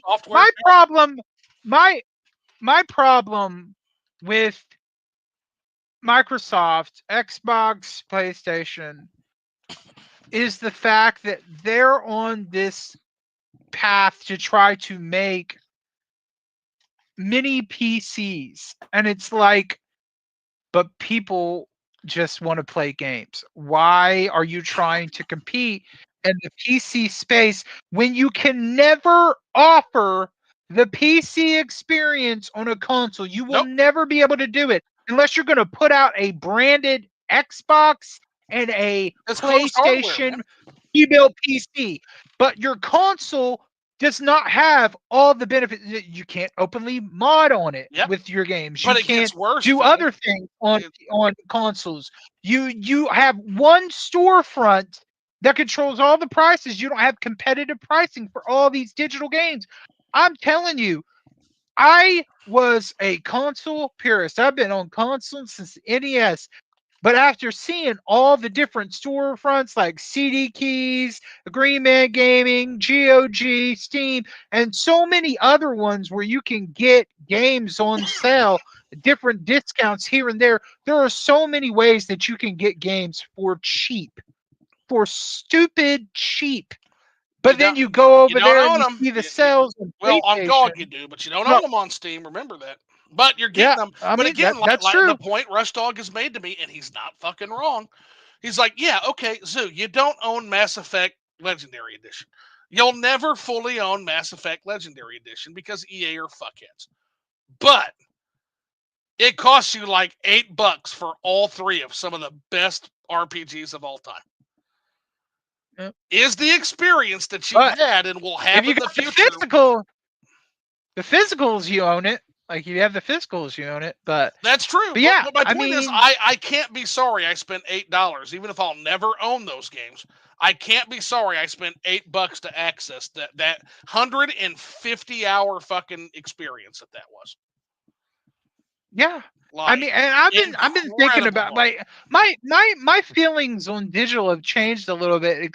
Playing around on PC for the Mine first too, time, buddy. and Mine I too. starting to feel the appeal because the pricing for some of these games are dirt cheap. I got Batman Arkham Origins for like $1 or like $2 How do you on say no? Steam, How right? do you For say no? $2, I'm gonna throw that out there. You know why? Because I don't have to dust off my PS3 or 360 to play it. It's right there on my PC. I can grab a Right. gamepad and I'm having a good time. I'm warming up. Also, I'm warming because up it too, was man. $2, it was $2 on Steam. I guarantee you, if I wanted to buy that on PSN or 360, it'd probably be like 15, $20, right? Because they don't decrease the price until consoles have competitive pricing. They offer you all the features and the things that you can do on PC that aren't just gaming, That's then they not. will never compete. That's not But at happening. that point, what would be the point of a console? There would be no point. There is no And they're point. making their There is no point to a they're console making the their way Sony and consoles Microsoft make them. pointless. They're making their consoles Yes. have no value because there's no exclusives. Well, It's all going to exactly, PC. and it's getting worse, Phil, because that's what I'm saying. Not only do they not have exclusives, now the PC is starting to move upstream into the console space, and they're going to start cannibalizing those console sales. Yeah. There's Yeah. no point. Yeah, And it's a bad situation. I see this as a way of being able to get again being able to experience some of these games and maybe games that I have sealed that I don't want to open, play it on PC for dirt cheap, have a fun time, or for instance, maybe there's a physical copy of the game, but the physical copy of the game is broken or it has an online internet requirement or whatever to Right. even play it, like Hogwarts Legacy. I'm not going to buy the physical copy of that. There's no reason for me to. But when it's So download only. $10 or Yep. $12 on sale on PC, sure, I'll throw it at it just So to experience it and be then done there's. because I will never buy the physical. I'll give you another side of that too. I'm playing a game right now called Mouthwashing. Okay. Yeah. Mouthwashing, I can almost guarantee will never have a physical release. That game is stuck on PC. The content in that game is not coming to Switch. I'd kind of be surprised if it came to Sony and Microsoft. The content is so bad in so many ways in terms of what those consoles like to allow, right? Because of the ESRB. Mouthwashing so far has been one hell of an experience. It has a lot to say. A game like Fear and Hunger or Fear and Hunger 2. Those games are never coming to consoles. Never. Because of the content within. Now, I have two choices to make, okay? I can either choose to never experience these games that to me are almost transcendent in some of the things they have to say. Or I can swallow my stupid fucking physical only pride, drop a couple bucks on Fear and Hunger, and let that game torture me, because that's what that game is. That game is fucking torture. But I can't stop thinking about it. So it's obvious choice to me, right? Let's see now. Monster says I need to play Parasite Eve. Rush Dog says don't forget that your PlayStation 3 can play PS1 Disc Zoo. Yep, that makes Parasite Eve easy. Kingdom Heart is my favorite game. He says the mobile stuff was dumb. Nobody played that, but Birth by Sleep is incredible, the Monster said. Whitehawk said if you dislike using mobile games to access story beats, you'd hate hearing about how the only source of Palpatine's announcement of his return in Episode 9 was a crossover event in Fortnite, which was fucking stupid anyway. Don't get me started on the new Star Wars movies, please. Hot take, hot take. The most interesting of the new movies was the second one that everybody really fucking hates. That's the movie I was most compelled by. I forget what it's called. The Last Jedi, the one everybody hated on. I thought that movie actually had interesting things to say, whereas the first movie was a rehash of A New Hope, and the third movie was a fucking J.J. Abrams clusterfuck. I thought the second movie actually had potential, and I guess it's time to fight some people, because that's going to be a nuclear hot take. Like, that's going to be spicy. But I will defend The Last Jedi, and only The Last Jedi. The other two can fuck off. I don't care. Hey Zoo. Yep. I'm gonna have to take a quick break, go to the bathroom, and get some more water. But I'll be back. Phil's teeth are floating. He'll be back. His teeth are floating. He's got to go relieve himself. He'll be back. Let's see. We'll come back to that comment, Whitehawk, because that's for Phil. So we'll come back to that when Phil comes back from the bathroom. Let's see. The Monster says there's a small way to block ads via YouTube, but I feel you, bro. Thanks, dudes. Yeah, it's no problem, Monster. No problem at all. If you have a way, let me know. The ad blockers fucking broke. They broke all the ad blockers, so I can't find it. Whitehawk said ads will be put on non-monetized videos if your video contains content which you don't own all necessary rights to. Well, technically, that's all of gaming YouTube, but I haven't seen any videos yet. But if anybody sees it, let me know, and I'll start to check for it too, because I might have to remove that little blurb, because it might not be a promise I can keep, right? If that's the case. The main issue with Diablo 3 is that you couldn't make your own build. I think it's the same for Diablo 4, but I haven't tried it. Elon Musk is the highest player in the world on Diablo 4. Where does he find the time to be the highest ranked player in the world on Diablo 4? The guy's a fucking billionaire. Like, between his tweeting, his constant tweeting, and his Diablo 4, where does he find the time to generate money? I guess the running joke is when you're that rich, you just generate money by fucking breathing. But yeah, it's kind of funny to me that it's like who's running SpaceX and Tesla? We know nobody's running Twitter. We know nobody's running Twitter right now. D3 is solid now, even with the flaws. Diablo 3. So my issues with Diablo 3 was the weird Voltron-esque story with Diablo and the demons. I thought that was kind of weird. I fucking hated the real money auction house. But they did away with that, so that they did what I asked for there. So real money auction house gone. The story's still weird. The Diablo 3 story's fucking weird. I think we can all agree on that. That's not a hot take, right? The Voltron story. Rad Bash says, "Sup, dudes? What's going on, Rad Bash? How you been, man? Thanks for dropping in. Always glad to see you, man." Monster says, "I was talking about Final Fantasy exclusivity. Rush was talking about it." Oh, yeah. Okay. Yo, Rad, sup, dude? Rad Bash says, "Sup, Monster?" Rush Dog wishing Rad in. Happy New Year. Yeah, Happy New Year, Rad Bash. Sup, Rush? Happy New Year, amigo. Rad Bash, I just want to extend it. We're getting ready to put the show on retirement / at least a long-ass hiatus. Hit me up if you want to come on. One last hurrah, man. Hit me up.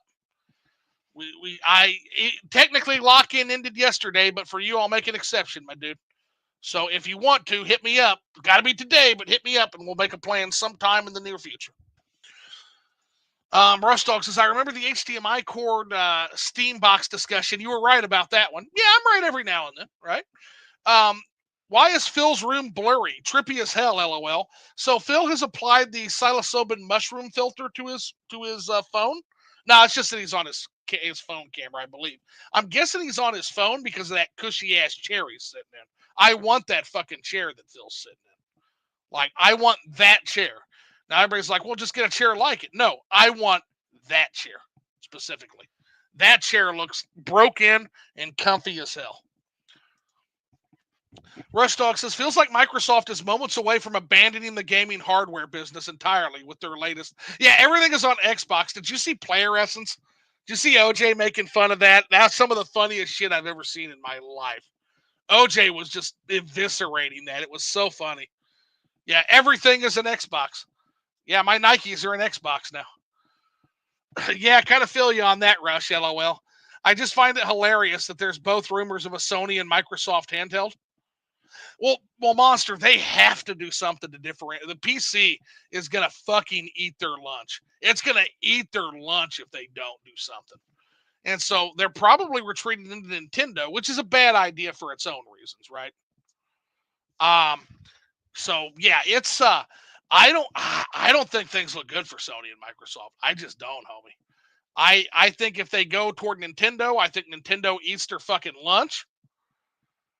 And I think if they go toward PC, I think PC cannibalizes them almost entirely.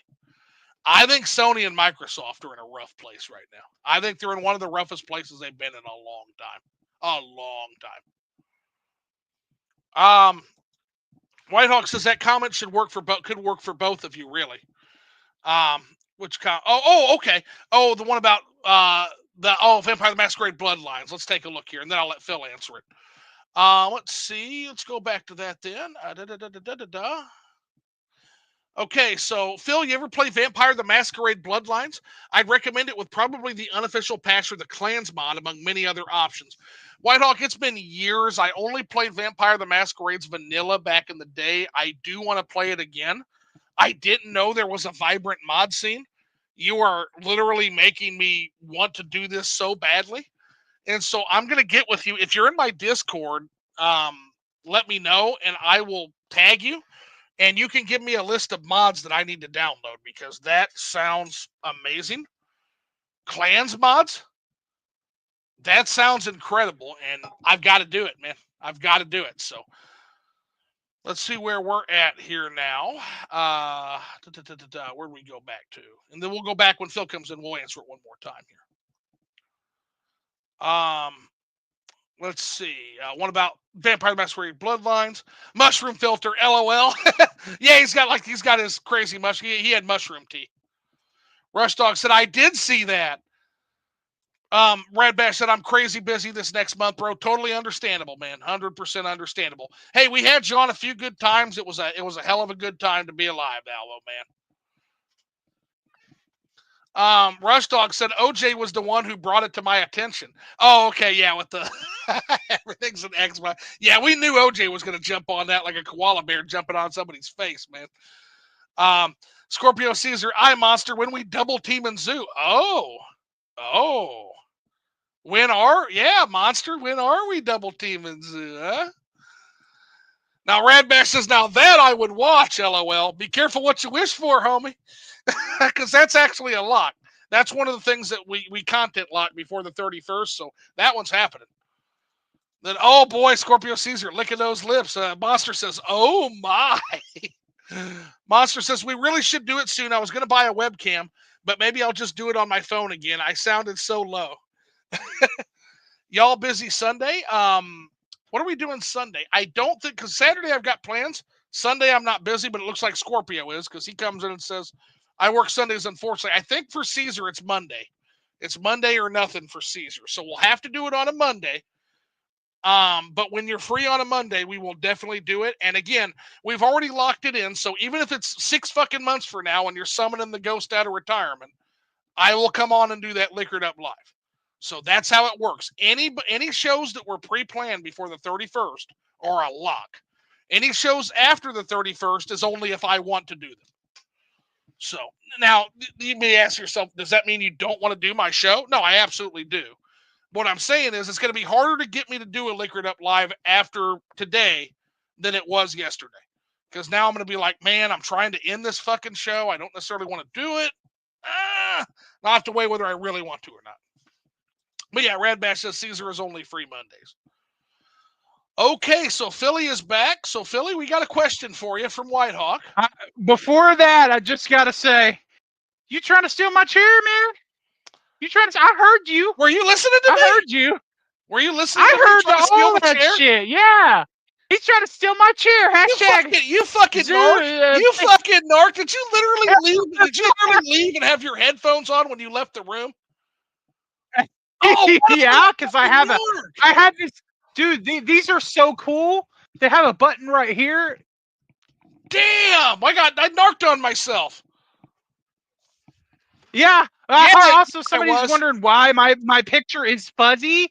That's actually in Discord. It blocks out the background if you don't want it in. So there's nothing wrong. I'm on my PC. I'm on a webcam. It's just. We thought you had the mushroom. No, it's just making it fuzzy. I could probably turn it off if that's a problem. No, I don't think it's a problem. I think they were just curious. They're like, why the hell is? Fuck yeah, I want that chair. How comfy is that goddamn chair? My mom got this chair from one of her friends, and I just put it in my room.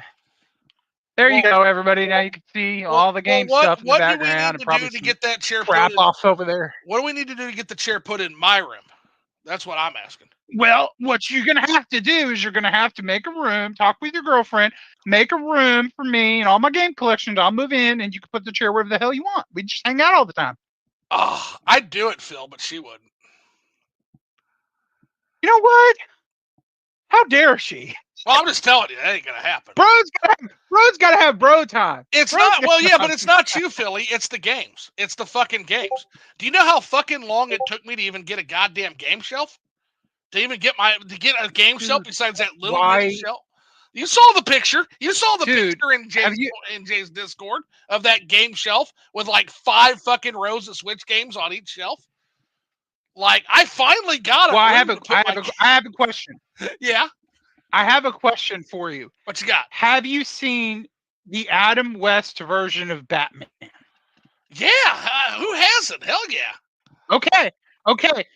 You know that he has like a secret chamber that goes down to the back. That's what I'm saying. We built that. Put a little statue there. You won't even know what the hell it is. Is that what we need? Like a Dexter's Lab or like we a have our cave? secret man cave. Okay. Yeah. Might smell like Doritos and Mountain Dew down there, but hey. Well, yeah, that's when we get the sponsorship from Jeff Schaefer, right? And we get them for free. Yeah. Dorito Pope can fucking show up and refill us every now and then. You know how they have the mail tubes where the mail is coming through the tube and it goes down to like a mail sorting thing? We would have a Taco Bell tube. It would just send burritos and shit down there and be like, oh, hey, Taco Bell's here, Sue. Send those fucking nuggies down, man. Yep. Gotta have those. Oh, those. I'm gonna order them again tomorrow. For lunch. Let's hear them. Oh yeah, we had a question from Whitehawk. So Phil, have you ever played Vampire the Masquerade Bloodlines? He says I'd recommend with probably the unofficial patch, the clans mods, among many other options. But have you played Vampire the Masquerade? I have never played that. I mean, I don't even know what kind of game it is. So it's part of. I've heard of it, and I don't. I thought it was like a visual novel thing. I don't know. So Vampire the Masquerade is awesome. Like it's part of an old tabletop series, actually. And it's the video game equivalent of it. It's really, really good. But it was originally a tabletop game, right? Now, it's actually, of those tabletop games, there's other tabletop games in the series. My personal favorite are the werewolf games. I can't think of what they're called right now. The werewolf games are really fucking good there, too. Also, if you remember Hunter the Reckoning is also part of this expanded universe, right? Oh, wow. So Phil has no clue. So Phil is uninitiated. Whitehawk. So what we will tell you is just play Vampire the Masquerades if you get an opportunity. It's fabulous. Absolutely fabulous. Let's see what we have here. Let's see where we got to get back to where we were. We just talked about the three-way, them double teaming me. And then Caesar is only free on Mondays, and there it is. Okay, so Scorpio says, was trying to take it off, but doesn't look like that'll be possible. Yep, LOL. Yeah, no, that's not a problem, man. Mondays works good. We'll make it work. Brooke Barnes says, Zoo, have you heard from what's his name on my video? So that's my fault. That's not Jay's fault. I actually forgot to ask him because shit got busy on New Year's. I'm sorry, Brooke. I will get with him tomorrow, and I will ask about setting that Google Drive up, and then we will make that happen. We will absolutely make that happen very soon. So again, my apologies. I did not mean to forget you. It's just we got crazy busy, and I spent a lot of New Year's quite drunk. So yeah, just forgot to remind and ask. So I will definitely get with him. Monster says my schedule is trash. LOL.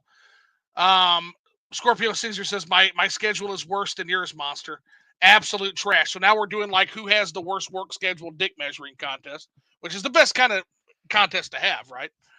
And then Radback says a mighty Phil has appeared. Monster says, haha, I believe you. Okay, we could probably do it on Monday then. Zoo better be ready for a 6-hour show. Oh Lord. On a Monday? Yeah, you know what? Fuck it. Why not? That's why it's great to be the boss. Who cares? If I'm fucked up and hungover, then we can figure it out. Someone else can actually do the work. Let's see. Phil can hear all when he poops. Oh, Phil, you didn't. You didn't have that on while you were pooing, did you? What the? You didn't. Okay.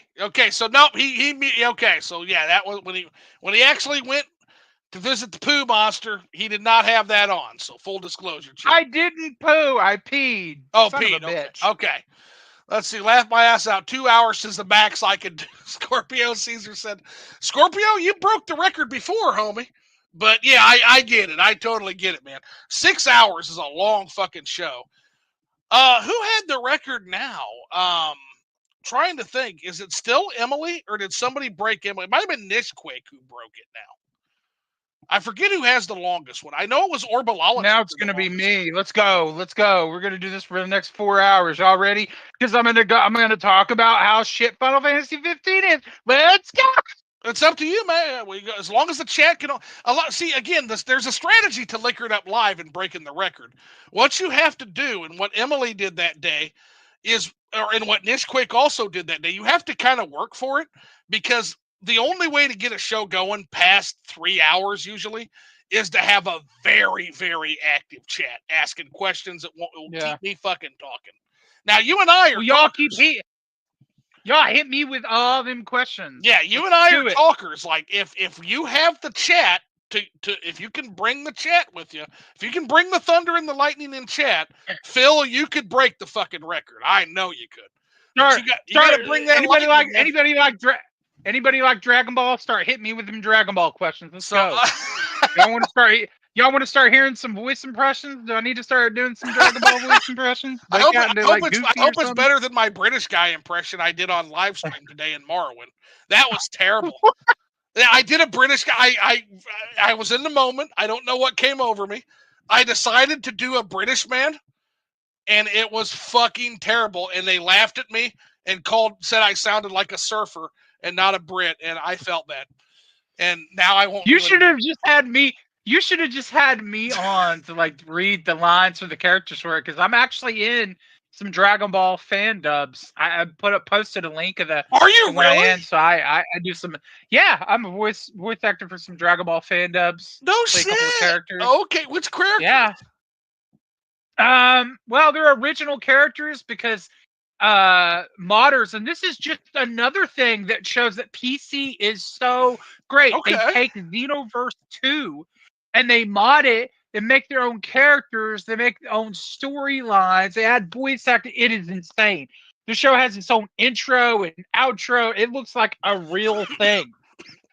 Using the Xenoverse 2 game, and I play original character Keon, he is like an offspring of like a celestial god, but somehow they got like experimented on with like Saiyan DNA, Okay. so they're like half god, half Saiyan. Right. And then he's kind of like a Brawly type character. He has like a legendary Super Saiyan type powers. Right. And then I also play as a celestial god. His name is Jin.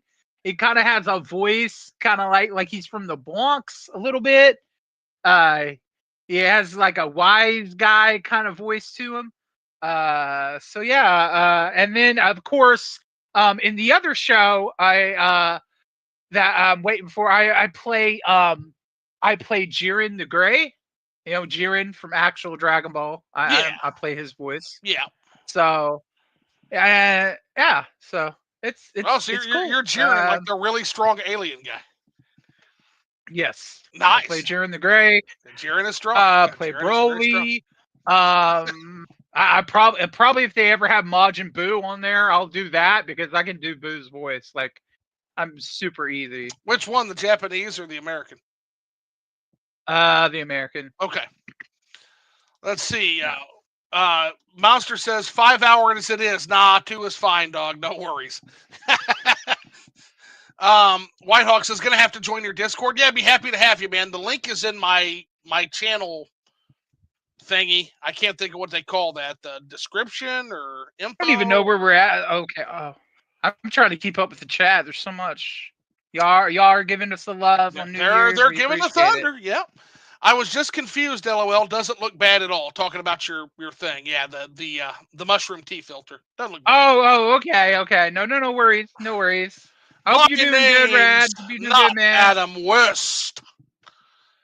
Radbash says Taco Bell first got fries, now nuggies. What a sin. Hey, it's not a sin. Radbash, try it. Don't knock them till you try them, homie. They're good. My niece was just here. I should have asked her about them. I wonder if I Taco the nugs aren't bad, Monster said. Wasn't crazy about the sauce. Nugs are great because they got that tortilla, a little bit of tortilla and the breading that's fantastic. The sauce, it's kind of what Phil was saying too. Like I was describing the sauce to him. And Phil's like, I think I would like it better with just the nacho cheese because that nacho cheese sauce is good. And Monster, you should try it with the nacho cheese sauce. I did dunk it in the nacho cheese sauce. It was pretty fucking good. But they'd be good with a good barbecue or something that Taco Bell doesn't have too. Oh man, I love barbecue. Everybody loves barbecue. Damn barbecue sauce. Barbecue sauce is life. You would hate me though. I already hear you now. You would hate me. Why would I hate you? I like to eat steak with barbecue sauce. Dude, I do that too. Don't feel bad. Oh, I thought you were gonna be like be a prude and be like, no, you can only use A1 steak sauce. A1. Like now you're getting into bad territory. I tried that tastes like shit to me. Like I don't think it tastes that's because they want to eat shit. So, and to be fair, barbecue's not like, but honestly, so I used to be a meat cutter. Okay, it was one of my first jobs, right? Was meat cutting. Yeah. And if you talk to those old school butchers, they will tell you nothing goes on steak except a little salt, a little pepper, and maybe a little garlic. And if you must dip it in something, Worcestershire sauce. Anything else, and you are fucking committing sacrilege on the steak, right? So what I will tell you is it depends on the cut. So before the chat erupts and calls us barbecue heathens, a word, please. So if the cut is a select cut or a choice cut, fuck yeah, I'm going to use some Worcestershire or a good barbecue like Chef Dick's here in Girard, Illinois. Or you've got Marty's Hog Sauce out of Jacksonville, Illinois. Or like you've got that Texas habanero barbecue sauce that I can't fucking find again that's gone, that I love. That sounds good. My mom and dad brought that back from a trip to Texas to see my grandfather. And they brought that back for me. And oh, it was so good. And I've looked it up. You can't, I'm sure you could go where they went to buy it. It was like some Texas novelty store, but I can't find it for sale. I've looked for that bottle. I can find things that are close, but I want that one. That's that sauce I reviewed back in the review hole, right? And back when we were doing the review holes. I need to get back to review holing. Review holing is a nice way to quickly type my thoughts on something without having to do a full video review or something. I need to get back to doing review hole. I think the last one is my friend V's review of a great movie, which is Metropolis, which is great. If you haven't seen that, everybody's shitting on it. It's oh God, Francis Ford Coppola's new film, fucking amazing film, absolute like filmmaking, fucking amazingness. But the story kind of goes. I don't think he quite grasped the story he was trying to tell. But anyway, that's a whole other thing. But anyway, I need to get back to review holding. And then Phil, you into Godzilla? The monster asks. Oh shit, he's putting it on. Am I? No, I'm a Shadow fan. No, I'm sorry. He's putting his GIMP mask on. Just wanted to do something silly. Yeah. I mean, I've seen some old Godzilla films. I remember what was that one they did in the 2000s? Was like, it was like an American version. I saw that. I wouldn't say I'm like a Godzilla fan. I mean, there's been so many movies I haven't seen it, but I like Godzilla. I think I want to see the Western ones. I haven't seen. I think I saw the one that was in, what was it, 2018 or 2017 Godzilla, and then they made like the King Kong. I think I saw that one. I didn't see the one Monsters, and then I haven't seen, like, what was it, the New Kingdom or something, where it's like Godzilla, King Kong, they like team up or they fight each other.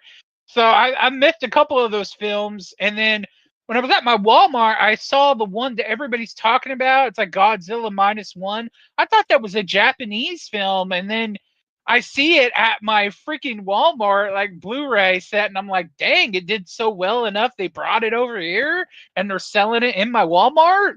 That's surprising. Usually you'd only find those kind of films like on a streaming service with like really bad English audio transposed over the Japanese film where it sounds horrible when they're like waiting for it. Yeah. I kind of want to.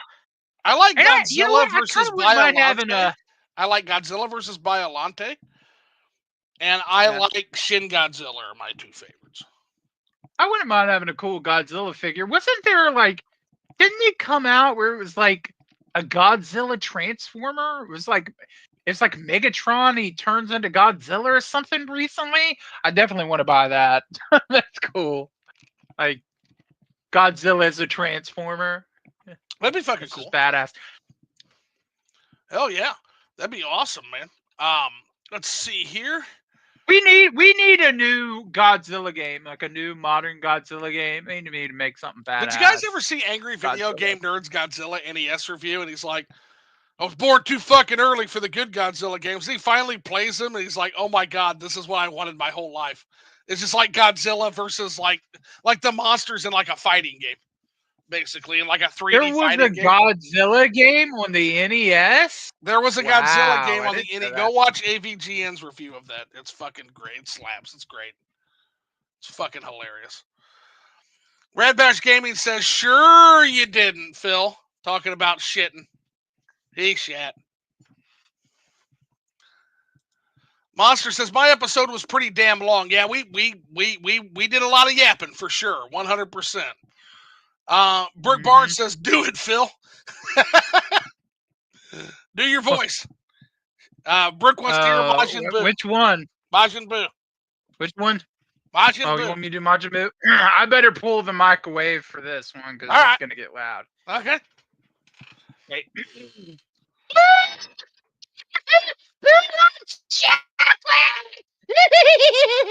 That's pretty good. That's pretty fucking good. Yeah, screw Phil has the best Majin Buu.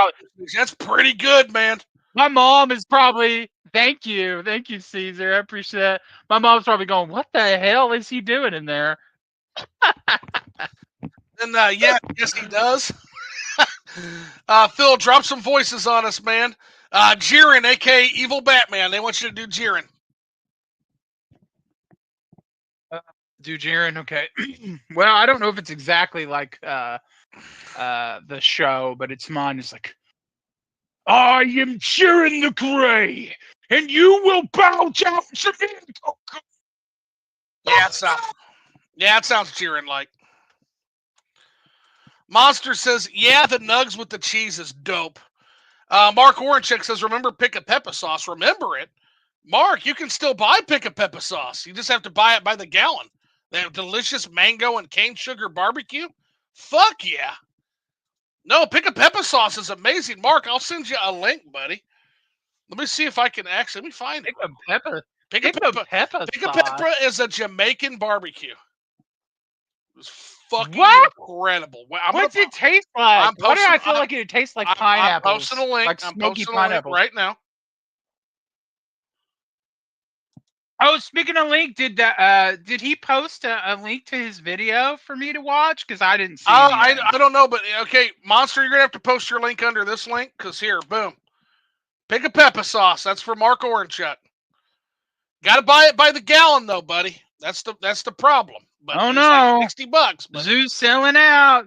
I'm not selling out. Fuck that. Pick a Peppa sauce is fucking delicious, and the topic is barbecue. So it is topical. It is topical. That's $61. Yeah, it's on sale for $61.33. Okay. Listen to this description. Spicy mango sauce is a unique blend of tomatoes, onions, sugarcane, vinegar, mangoes, raisins, pepper, and spices. This blend is aged in oak barrels for 1 full year before bottling to ensure the rich flavor that Pick a Peppa's admires so love. Only 100% natural ingredients are used. Cane vinegar is used as a preservative. Pick a Peppa sauce is used as a condiment on meats and vegetables. Good substitute for any hot. Wow, that sounds good. It's very good. Wow, it's mangoes good. And raisins in there. Dude, raisins and barbecue. Raisins and barbecue is fucking fantastic, man. Marty's hog sauce uses raisins. Damn, which is a Jacksonville, Illinois barbecue sauce. Everybody in the chat, hashtag Pick a Peppa sauce. Hashtag Pick a Peppa. Pick a Peppa's good. Pick a Peppa's very good, man. It's very good sauce. I want to try it while you're at it, since we're on Jamaican cuisine, banana ketchup. What? Banana ketchup. What? Banana ketchup. Another classic Jamaican condiment, buddy. I'm gonna I don't know if bananas and ketchup go together. I don't know about that. Yeah, banana ketchup. Banana sauce is a sweet, tangy, and savory condiment that originated in the Philippines during World War I. Also very popular in the Caribbean. Wow. So give me 1 second here. I'll just post a picture since I'm being accused of selling out. Let's see here. We're gonna do. There it is, right there, Phil. Look it up live. Like. Jeffrin, banana syrup. What? Or not banana syrup. Sorry, banana ketchup. Taste? It's delicious. Does it really taste like ketchup? It tastes like ketchup and bananas mixed together. Sort of. Yeah, it's different, but sort of tastes like ketchup. It's a little. I don't know, man. You would have to. It's a little more savory. I don't than ketchup. I probably wouldn't buy that myself, but I would give it a shot. Like if Zoo's like, here, I'm sending you a bottle of all these sauces to try. Try it on video and have my live reaction. and if you like hot sauce, like we got to talk about peri peri sauce to go with Pick a Peppa sauce. Oh, I'm not much. Peri peri sauce not much for hot sauce. Portuguese sauce. Very popular. Now, I am for a salsa. A salsa. I love a good salsa. When it comes to Mexican food, I judge the restaurant based on their salsa. That's if fair. Their salsa isn't good and those chips ain't crisp, and I sit down, you're going to lose a lot of points. Well, if you're fucking up the salsa, needs to hit. If they're fucking up the salsa, yeah, there ain't much else going to be good. Yeah, their food's probably not going to be good. So if you got to have some good damn salsa, it's got to hit. I need to be sitting there scooping that sucker up, and I'm like drinking it like water. That's how good it needs to be. I want to thank Mark Oranchek for reminding me about Pick a Peppa sauce's existence. Though I'm gonna have to order a bottle now. Yeah, it's so good. It's so fucking. You're gonna have to order. You're gonna have to order 2 and send me 1. You know what? Done. Just give me your address when we get Thanks, done. Dad. Yeah, yeah. You know Thanks, what? Dad. Done, homie. That's fine. Um, it's okay, Monster. I'm the true Godzilla fan here, and Monster says Godzilla -1 is a legit great film. Monster says, haha, Scorps will definitely talk about it. Yeah, we can discuss some Godzilla. Can I watch it? Is it on a streaming service that I can watch? Because I got like So here's Amazon what we'll Prime, do. and I think, I've been talking to Brooke Barnes about streaming some of the old Studio Ghibli films for people in the Discord. We're gonna have to start having movie nights again, and one of the movie nights we can have is Godzilla versus Biollante because it is fucking absolute cinema. And so we'll have that at the bar. We're gonna start having some movie nights, right? You know what? Also, a movie that I want to watch. Everybody says a really good zombie film. It's like Train to Busan. Train to I have not Busan seen is that one of yet, oh my god, but they so say it's it's fantastic. So I it really need to is set my ass down. fantastic. It's very good. Uh, So the monster says yes. There's an anniversary Godzilla Transformers. They look super cool. Oh shit! I'm gonna need that. I'm gonna need that. Scorpio says, I "Go really figure." wish I would have got. I wish I would have got all the special Transformers because there was like an X-Men Quinjet one, and I didn't get that. I think there's a couple of Ghostbusters ones. I've been slacking on my Transformers, but I have this tiny ass room, y'all. I can't just keep getting more shit. I'm gonna get like crushed. I'm gonna be Phil1Up dead from all the damn games. Yeah, like we'll read news, but Man Crush by Game Collection. Yeah. Let's see. Go figure. Got a picture of me going. Released on my birth year, 1989. That Godzilla Transformers figure was. I bet that's expensive as fuck now. So I got one of the presents I got my nephew for Christmas. If anybody remembers Creepy Crawlers, I found a brand new in box vintage Creepy Crawler set and the Creepy Crawler goo that went with it. Dude, I remember those. Yeah, he has a brand new Creepy Crawler set and the vintage goo that goes with them. So that's what he got. Oh my gosh, I wouldn't eat it though. Imagine if you ate it. Don't do that. It's fucking plastic goop. Like don't do yeah. Ew. Oh, I thought the creepy crawlies was like the candy ones. Nope. Creepy Crawlers it's plastic goop. Oh no! I'm thinking of this. There was one that's like it, but you're you thinking could make of Dr. Dreadful. Yeah, the Dr. Dreadful playset. That's why. It had like the brain, like milkshake you could make and shit. Like like oh yeah, the skull. That would have been. I wish I would have got to experience that. I bet it tasted like the 90s shit. toys were so. I bet it tasted like shit, but I bet it would have been fun. Yeah, it was 90s was cool. 90s. You remember our favorite thing that we talked about? The oatmeal with the little bears in it. Yeah. Oh yeah, what are those called again? Not Detective Bears, but oh my god, now I'm gonna have to look it up again. Give me 1 second, and I will look that up again because we can't. The only bears I can think of is Yogi Bear and Bernstein Bear. Detective Bears oatmeal. Who are Undercover Bears instant oatmeal with the strawberries? Undercover Bears. Let's get that up. Let's get that up so the chat knows what we're fucking talking about.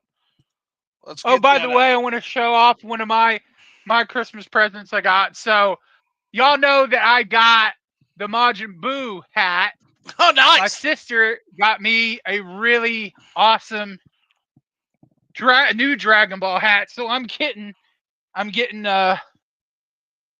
pretty much getting a collection of hats. I'm gonna be like Rabash, man. So check out this snapback you got. Oh, that's beastie. Oh, dude. Player Essence would love that fucking hat.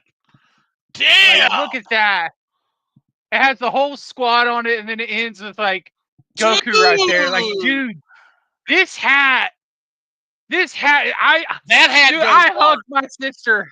That hat goes hard, homie. I also see you have the best Ninja Turtle back there.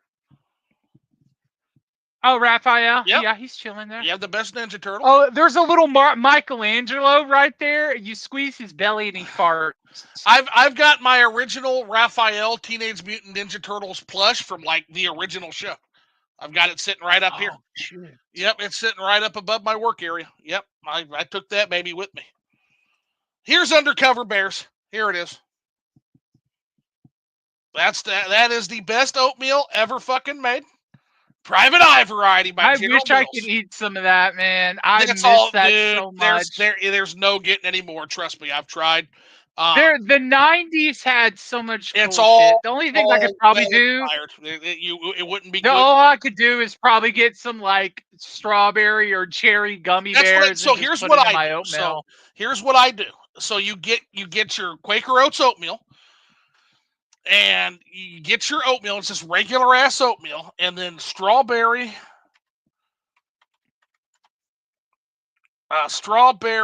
fruit snacks. There's a certain brand I use that's almost Welch's strawberry fruit snacks, Phil. But put that in the chat. You take one packet of Welch's strawberry fruit snacks, and you take your 2 packets of your instant oatmeal, and you just throw them in there, and it is the equivalent. It's not quite the same, but it's as close as it gets. Do you put any sugar or cinnamon in there, or do you not? You just let a the little gummies. bit, just a tad of cinnamon, just a tad sugar, because they had that, and then you have those strawberry gummies. Yep, and it's as close as you're gonna get. When you eat that, what does your girlfriend say about it? Like, why are you 5? Like, she shakes her head. She shakes her head.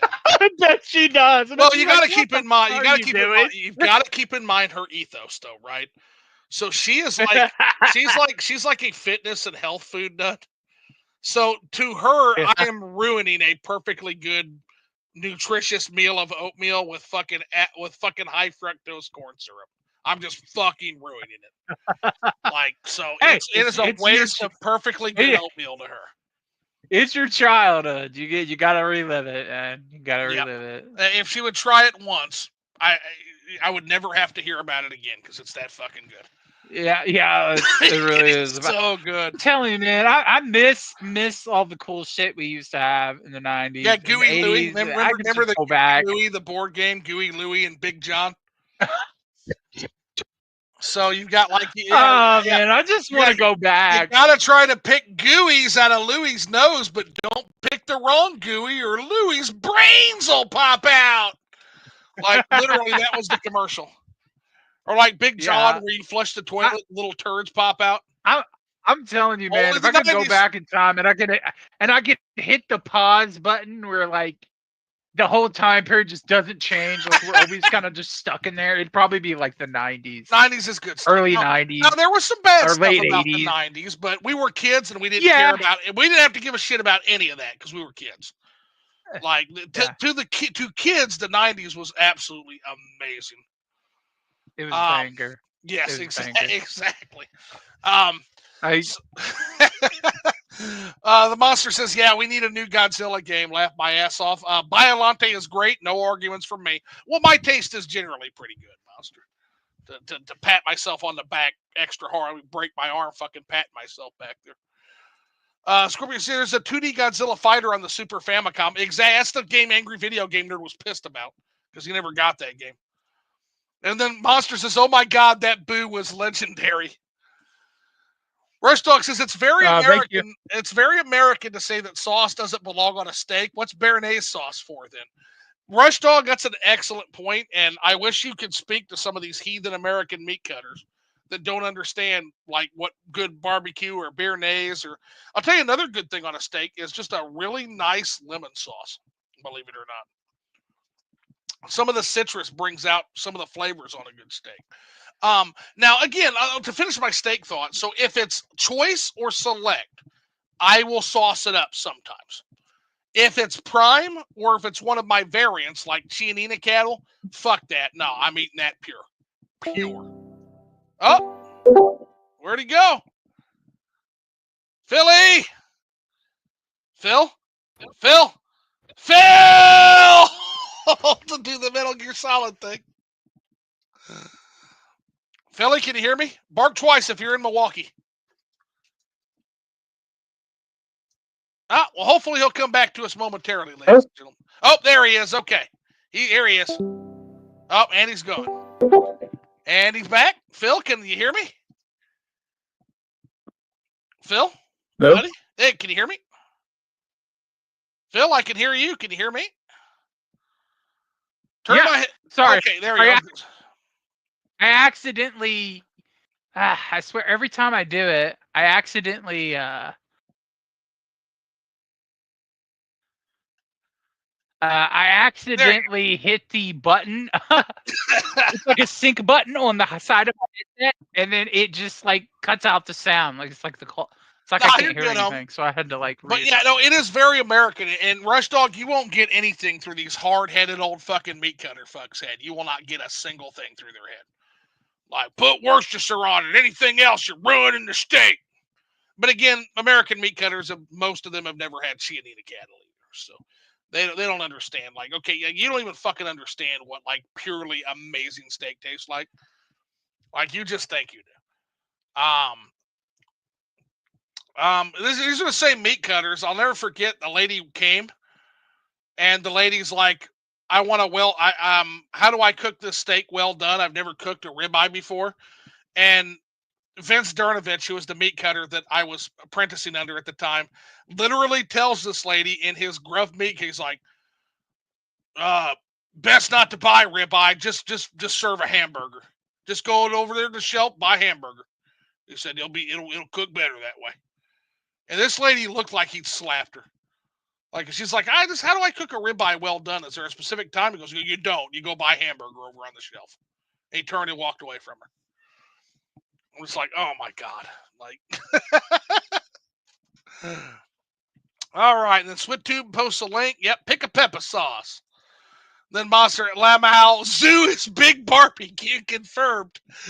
Now, now my industry is food, but I have never specifically revealed what my actual intent in that industry is. So I will tell you right now, that is outrageous slander. I am absolutely not pushing my own barbecue brands. Not at all. Slander, sir. Now let's see.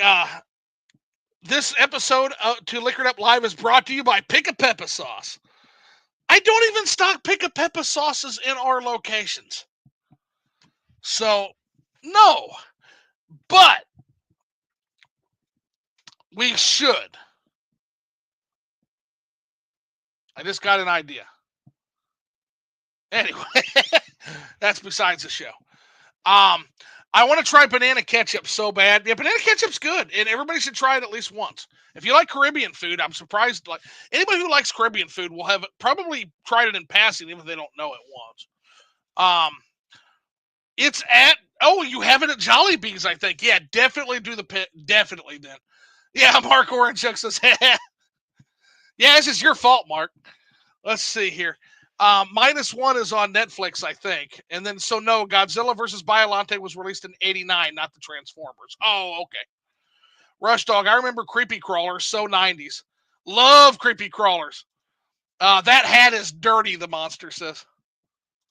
Then Liquored Up Live Food Edition. We do that sometimes. Me and Nish Quick also had a food edition where he talked about Indian food and cooking Indian food for like an hour and a half. Rush Dog says she's looking at it from the wrong perspective. It's because of the gummy bears that you're eating nutritious oatmeal in the first place. Yeah, exactly. Phil! Rush Dog says that was the last straw, I guess. Never mind, he's back. Monster says the last straw of berry gummy rush. Zoo, Tompkinsville, Monroe County, Kentucky barbecue. Let's see. LOL. Based meat cutters.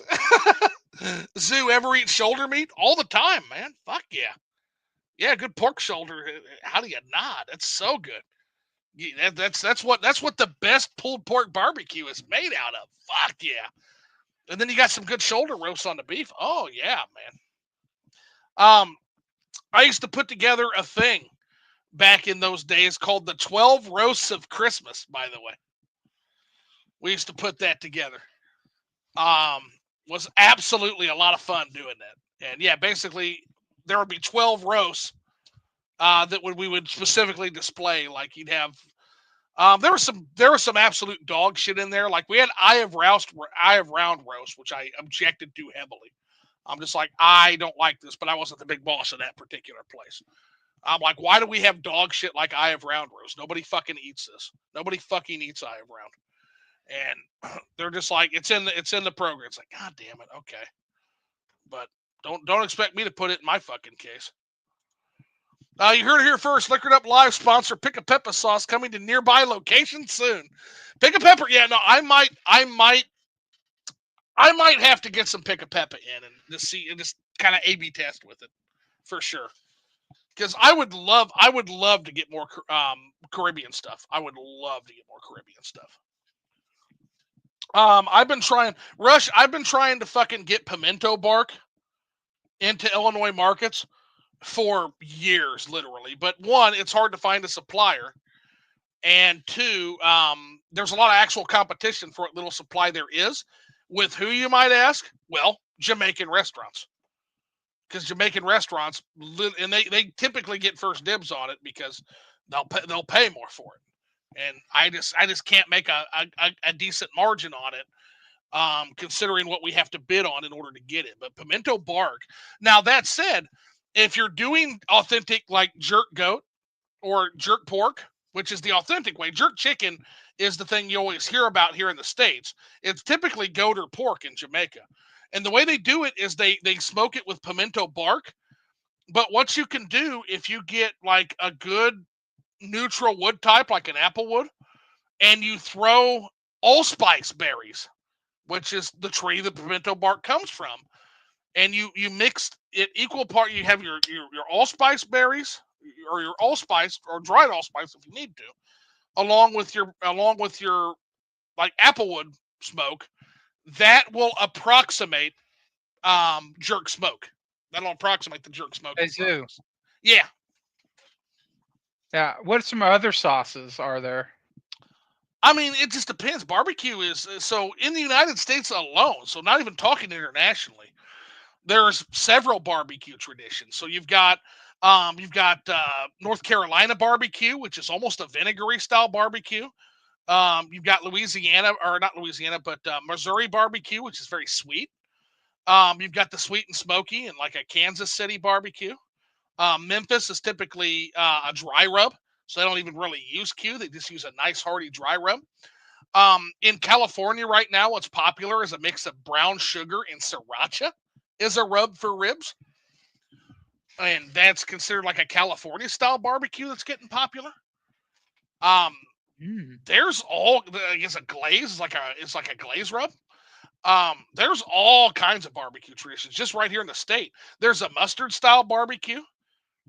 I forget exactly where that's from off the top of my head. I can't really name the actual region. And then Texas has a barbecue tradition, which is that more sharp taste barbecue. Like from what about other sauces? It's kind of like pick a pepper or like the well, now you're talking banana international. ketchup. So like you've got like yuzu barbecue from Japan is another one of my favorites, and it uses the yuzu fruit. Very tasty fucking barbecue sauce. You've got a really, really good barbecue sauce out of like Pakistan and some Persian countries. I forget what it's called. Very tasty. It's got like an almost fermented flavor to it, right? You've got African harissa, which is almost like it's almost more hot sauce, but it's got a little bit more of those fermented elements of barbecue, right? A little bit of a smokiness to it. So there's different kinds of like mayonnaise and mustard. I know there's different kind of mustards, but like different kinds of flavored mayonnaise, like some weird flavor or something out there. Dude, I'm curious what all mayonnaise. different bacon mayonnaise? Bacon mayonnaise, and it was fucking phenomenal, sadly. Really? Bacon mayo, yeah. Where did you even get that at? It was just some novelty store. I forget where I even saw it at, but I'm like, I have to take this home. Like, this seems terrible idea, but let's try it. Well, I went to I never had Whataburger before, right? And that's a pilgrimage, man. You gotta have Whataburger.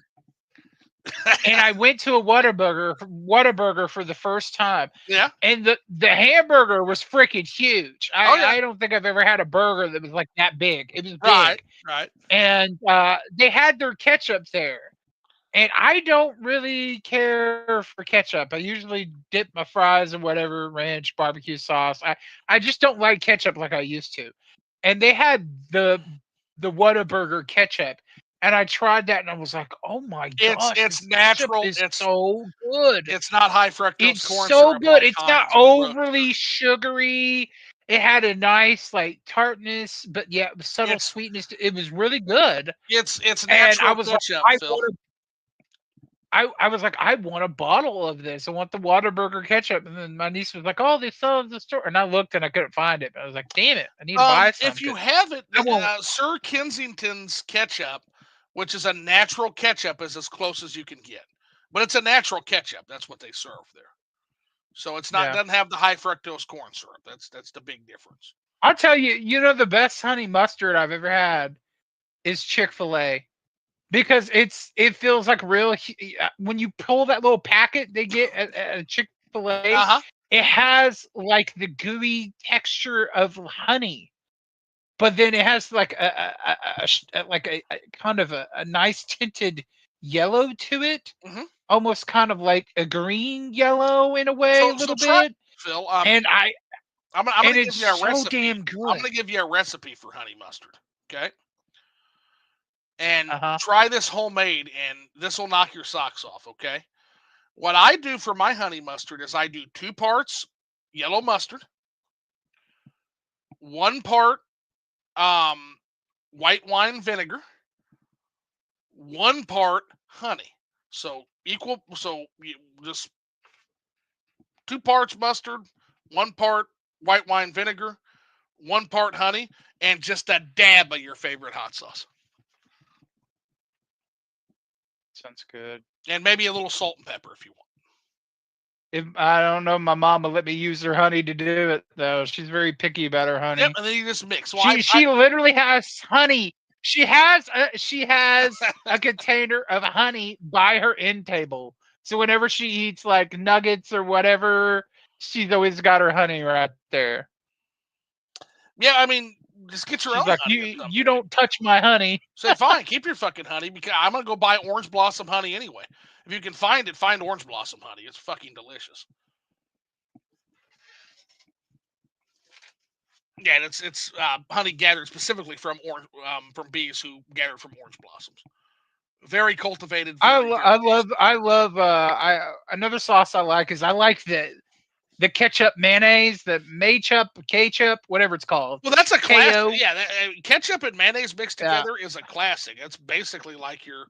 That's basically like you're getting pretty close to your Big Mac sauce with that. Depending on Yeah. your elements, that's getting pretty close to what Big Mac sauce is. It's a little bit of mustard and a little bit of, a little bit of mayonnaise and a little bit of ketchup. Yeah, that's pretty par for the course. That's a classic. The other thing I'm experimenting with is I made a absolutely fucking wonderful, like the latest thing I cooked for New Year's. I did a short rib risotto. Is what I ended up doing. She had chicken parmesan with over a lemon sauce with grape tomatoes that we sliced in half. Um, so instead of having the marinara sauce, we just roasted some grape tomatoes because it's healthier, and just a light pan fry. It was very tasty. Um, but the last You meal eat I all this cool stuff, and I'm mostly just eating shit. well, Oh, buddy, here's the a last frozen one pizza I you're gonna conjured love this. up. Last one I put together was a pork osso buco.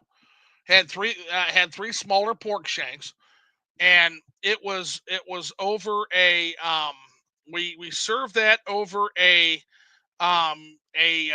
risotto, and then I had a tomato bacon jam drizzled over the risotto and over the Ow. osso buco. And we had 3 pork shanks between the two of us. Oh my god, that was good. So, but Sounds good. good osso buco takes time. Damn. I don't even know what that is, but you know what? I'll eat it. It's essentially it's pork shank. Essentially, it's Oh, slow braised pork shank. Again, served over a Parmesan risotto, and then finished with a tomato bacon jam. drizzled over everything. It was mwah. Damn, Chef Ramsay. I don't Chef Ramsay. like it's I mean, yeah, I'm a little nicer than him, and I don't think I cook quite as good, but I'm a pretty good cook. I'm a pretty good cook. There's not much I can't cook. And again, that's having a lifelong love affair with food and being in the food business. I mean, you learn a few things, right? This chat is popping. Yeah, another thing you don't ever hear about is hanger steak. Nobody ever fucking talks about hanger steak, also known as butcher steak. There's only one on them. There's only one of them on every cow. You only get one. And oftentimes they call it the butcher steak because the hanger steak goes home with the butcher that night. And think skirt steak, but a little more tender and actually a tad more flavorful. So fucking wonderful. But if you can ever talk your butcher out of it, ask him about hanger steak. That's just something you don't see too much. Probably would charge out the ass for it though. No, not as much as you'd think. It's typically it's more expensive than sirloin, but cheaper than ribeye. Is kind of where it falls. Yeah, it's not going to be as expensive as your luxury cuts. It's just slightly over your tri-tip, your skirt steak, your sirloin.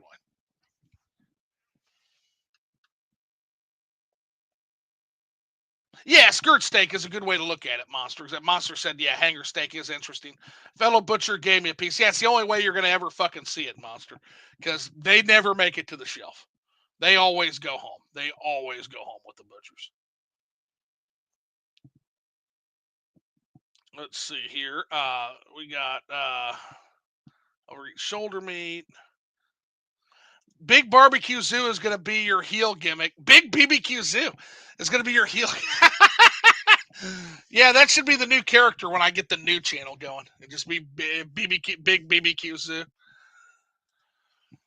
Rush Dog says there's a huge Jamaican community in Toronto. Most Jamaican restaurants here serve curry goat instead of jerk goat. Ooh, curry goat. I bet that's good. I bet that's extremely good. This all sounds yum. I've only been to one Jamaican restaurant and I loved it. Yeah, so fun fact about me, I've got a whole freezer full of Jamaican beef patties, spicy Jamaican beef patties from one of the better restaurants in Jamaica. I literally import them with a service called Gold Belly. They pack them. It's like a pack of 20. Hey, Zoo. Yeah. Jamaican me hungry. Yeah, it's making me hungry too. I might have to go throw one of those. Making me hungry. I might have to go throw one of those beef patties in the fucking air fryer because they're fucking tasty. So actually, I had never tried these before. Jay from Cold Nights Gaming is the one who got me started. It's his fault that this happened. So he got me turned on to the Jamaican beef patties that are just in Walmart, right? Because like, oh, dude, Jamaican, because I used to make them from scratch, right? Whenever I would get a hankering for them. And Jay's like, why the fuck do you do that? Dude, Walmart has gold crust Jamaican beef patties, and they're fucking delicious, dude. And I'm like, yeah, they're not going to beat my homemade ones. He's like, no, but they're about 50% less effort, right? So I ordered some of these gold crust Jamaican beef patties, and he was right. They're fucking delicious, man. Absolutely delicious. Gold crust Jamaican beef patties. Crust Jamaican. They come in like a pack. The spicy ones. They come individually packed. I used to buy these like 14, 20 at a time, and they're cheap. They're not expensive. Like 69 cents a piece, or at least they were back when I was. I wonder if my Super Walmart has them because I've never heard of that, but I want to try it. Golden crust Jamaican beef patties, very tasty. But then I got to thinking, I'm like, okay, what if I could have the best of both worlds? I wonder what it would cost if there was some restaurant, because Gold Belly's an international service. I wonder what Gold Belly would charge me to get those fuckers shipped here. Just get me like a pack of 30 or 20 or whatever. And then I don't have to fucking worry about it for 6 months. It's like a 6-month supply for me. I'm the only one that eats them. And it actually came out that it was only like 10 or 15 more dollars than it would be to buy them like I was buying them, right? So I just do that now. And so now I get beef patties better than what I could make shipped to me like straight from there.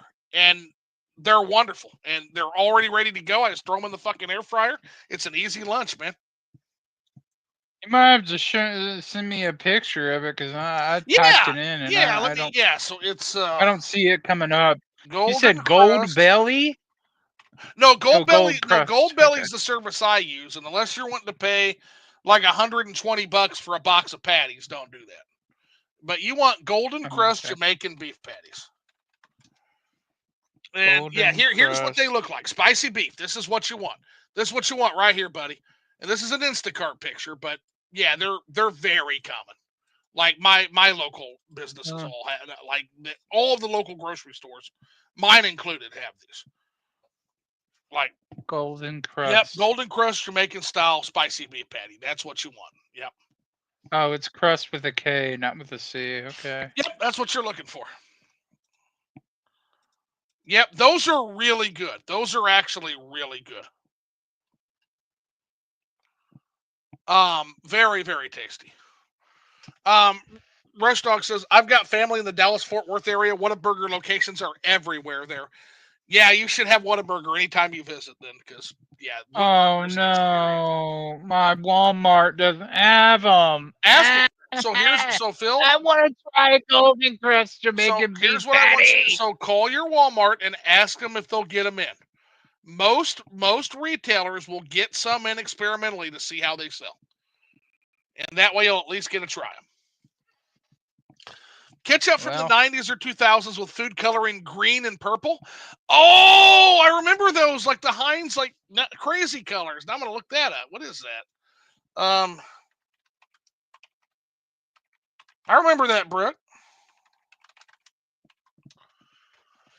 Whataburger patty melt sauce. Yeah, here they are, 90s. Like. Yeah, here it is, 90s, when ketchup had different colors. You had like the blue ketchup, you had the green. Yeah, fuck Whataburger. What's the Whataburger spicy ketchup taste like? I don't think I've ever had that one. I bet it's amazing though. Whataburger jalapeno spicy ranch. That all sounds amazing. I haven't had that either. That sounds fucking great. That'd be good on their chicken sandwich, I bet. Ooh, Whataburger honey mustard. I wonder how that is. Yeah, I like a good honey mustard. Whataburger will, if it's at Whataburger, it will be good. Whataburger is like the Chick-fil-A. Whataburger buffalo sauce, Whataburger buttermilk ranch, Whataburger honey barbecue. Oh my gosh. There's like so much Whataburger stuff. Right. I'm gonna have to go. I'm gonna become a sauce daddy and buy all these sauces. The monster says, "Dude, that sounds amazing." Damn, Zoo, talking about my Ossobuco. LOL, the Shrek ketchup, Brooke. Though there was all these different. Yeah, so in the 90s there was all these different like kids ketchups that were different colors. So you had like the Nickelodeon green. You had like a purple ketchup. Yeah, man. Yeah. Hanger steak is interesting. A fellow butcher gave me a piece. Reminded me of skirt. Yeah, yep, 100%. LOL, yep, yeah, I like skirt steak. Rush Dog said, I'm of the opinion that anyone can cook well. Yes, cooking is what I consider to be an A-tier skill. It's something I feel like everybody should learn a little bit about. And it doesn't take much to become a really effective good cook and be able to cook some really basic stuff. Everybody should know how to cook like risotto. Everybody should know how to pan sear. There's just basic techniques that once you learn them, you can basically make anything. You can make really, really good hearty food at that point. Braising. There's just certain techniques that are just. What is risotto? Is that a noodle? No, risotto is it's a rice, and it's a specific rice grain. It's a big fat rice grain. The trick to risotto is you want to constantly stir. You don't want to let it sit. So the whole time you're cooking it, you're adding your white wine in. And it's like cooking rice, except it's active instead of passive, right? And it's a big fat rice grain. It's an Italian rice grain. I can't think for the life of me. There's a certain name for it. And for the life of me, I can't think of what it's called. But Spain has one too called bamba rice that is really tasty. And that's for paella. Uses bamba. And what you want to do with that is it's a little less active because the test of a good paella is to have a crust. So your bottom rice should actually form a crust in the paella pan. So you want that to be a little less active in terms of making. Yeah, Rush Dog has it. Thank you, Rush Dog. Arboreal rice. And then Bomba rice is what you would use for paella. Yeah, arboreal rice is your rice for risotto. Yep, that's the one. Y'all are like making me hungry. Oh yeah, I'm making myself hungry right now, and that's not good because I'm not going to be permitted to eat anymore tonight. It's like 11:30. I'm gonna get my hand slapped if I try. Let's see here. This all sounds yum. Only been to one Jamaican restaurant, and I love it. Yeah, I think I already read that. Oh, anyone can cook good is where we're at. I got the Jamaican chicken patties. Love them. Beef. Yeah, the jerk chicken patties are really good too. But beef is great too. I think it's in Brooklyn, but yeah, they're everywhere now. Even 7-Eleven sells them, I think. Rush Dog says the best Jamaican patties are from the Toronto subway. Yeah, and here's the thing about those.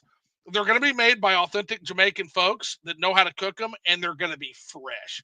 So that's the one negative to what I'm getting. Like, what I'm getting are considered the best in the world, Rush, but they're frozen. They're not fresh. And anytime you freeze something, even if you do the flash freeze and you're doing everything right, you're going to lose a little bit of flavor in that freezing process. So, yeah, like fresh made, fresh prepared Jamaican beef patties right off the Toronto subway. Oh, my fucking God, you're in heaven. That is food heaven. Let's see. Brooke says, I love my childhood because of cool things back then from the 90s and 2000s. And then risotto is Same here. arboreal rice. So, all righty. Well, I think that concludes the chat. So, Phil, did you have any questions for me before we got all finished here? Well, I mean, what's your plans? Because, like I said, you're redoing the channel and whatever. So, Sure. what's your plans for this future? What's your plans for 2025? What are you looking forward to? What you're hopeful for? So, 2025 is going to be hopefully a year of stability for us. I think I've charted our course in terms of my business pretty well. So, I'm looking at macroeconomic decline. And in decline, you want to enter stability if you plan correctly. So personally, I'm hoping for stability. In terms of video games, I hope video games can. I hope we can start talking more about playing games. I hope we can talk a little bit less about like the dumb shit that makes us angry in games. It doesn't really matter, like chin sizes and chin bones and shit. I'm hoping that conversation dies the death it deserves. Yeah, or like value and like all that stuff. Yeah. Like just get it out of here. Just get it out of here. Let's get back to fucking talking about playing some video games.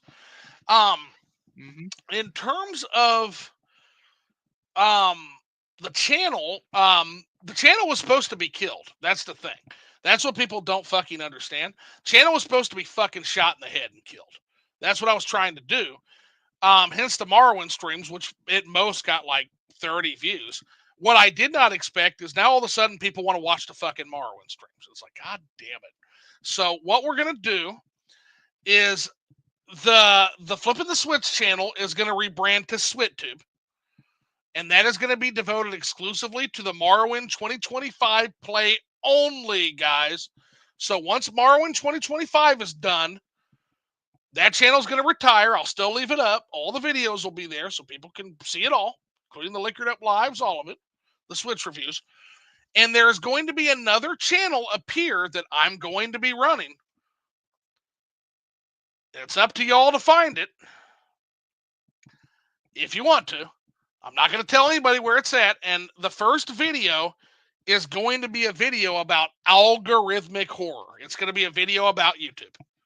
The video itself is going to be about how YouTube fucking destroys the identity of everything it touches. Yep. And it's also going to be the channel trailer. That's going to be the first video. And I can't wait for that to get off the ground. And we're going to mix in a little bit of video gaming with it. We're going to mix in a little bit of history of YouTube. It's going to be a video essay. It's the best way to put it. It's going to be a video essay on the algorithmic horror of YouTube and being on YouTube and trying to run a YouTube channel and trying to watch and find good YouTube channels that you want to watch. And it's also going to be the channel for the trailer because it's basically that video will lay out what the ethos of the new channel is going to be. There's going to be a Kill 6 Billion Demons video at some point coming out. I'm going to talk about Kill 6 Billion Demons. There's also probably going to be a video on Morrowind, an actual video essay on Morrowind, where I discuss that. There may be some other things. I might just do a world building essay. How long did we stream for? I lost track. 3 hours and 23 minutes so far, Brooke. These are liquored up lives. They go as long as they have to. So, yeah, new channel should be good. It's going to essentially be horror themed, but that doesn't mean other things won't pop in there. But I'm very excited. Oh, there's going to be a Riverdale video. I've got to do a Riverdale video because Riverdale is a show that just fucking fascinates me. Have we talked about Riverdale yet, Phil? I don't think so. I don't think I've watched it. Okay. Do you mind if I give you minor spoilers on Riverdale? Go ahead. So we're going to skip all the way to season 5, the end of season 5. So, Archie from Archie Comics, remember that, okay? Archie has just won a fist fight with billionaire Hiram Lodge for control of the town. And he has now been banished from the town forever. This after a religious cult leader was arrested while on the rooftop dressed as Evel Knievel, getting in his rocket ship to escape the FBI.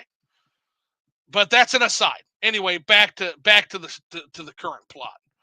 Archie then goes to have sex with his girlfriend, only to cut to Hiram Lodge driving off and grinning as Archie looks under his bed and finds a time bomb that blows Archie into another dimension and another darker, scarier version of Riverdale called River Vale, where he has then sacrificed, his heart ripped out. Now, this is in the same perpendicular timeline as an Archie that has fought in a war and now has to contend with the founder of the town, who is also a 2,000-year-old wizard who wants to use the town to build a ghost train in order to bring back a demon into the world. What? You this got is not a real show. You're lying. You got all. You're lying. This is a show about Archie. What? No. Yeah. What? What? That was word salad. I don't know what you just said, but you said something. All right, so let's start from the beginning. Okay. So anyway, let me get the chart out. Let me get the Riverdale chart out because I have this. Okay. Oh shit, guys, we're gonna go for another hour. Give me 1 second here. Nothing. Let's see here. So, okay, so Archie is a teenager, and in season 1, there's a murder mystery. We need to find out who killed Cheryl Blossom's brother, but at the same time, Archie can't decide between Veronica and Betty, okay? He can't decide which girl he wants to be with, okay? At the end of Riverdale season 1, a man known as the Black Hood shoots Archie's dad while trying to rob Pop's Diner. Except it wasn't just a shooting of Pop's Diner. This was a mass serial killer known as the Black Hood who is there to purge Riverdale of all sins. Now, this is one serial killer of the 17 serial killers that will inhabit Riverdale throughout its 7-season run.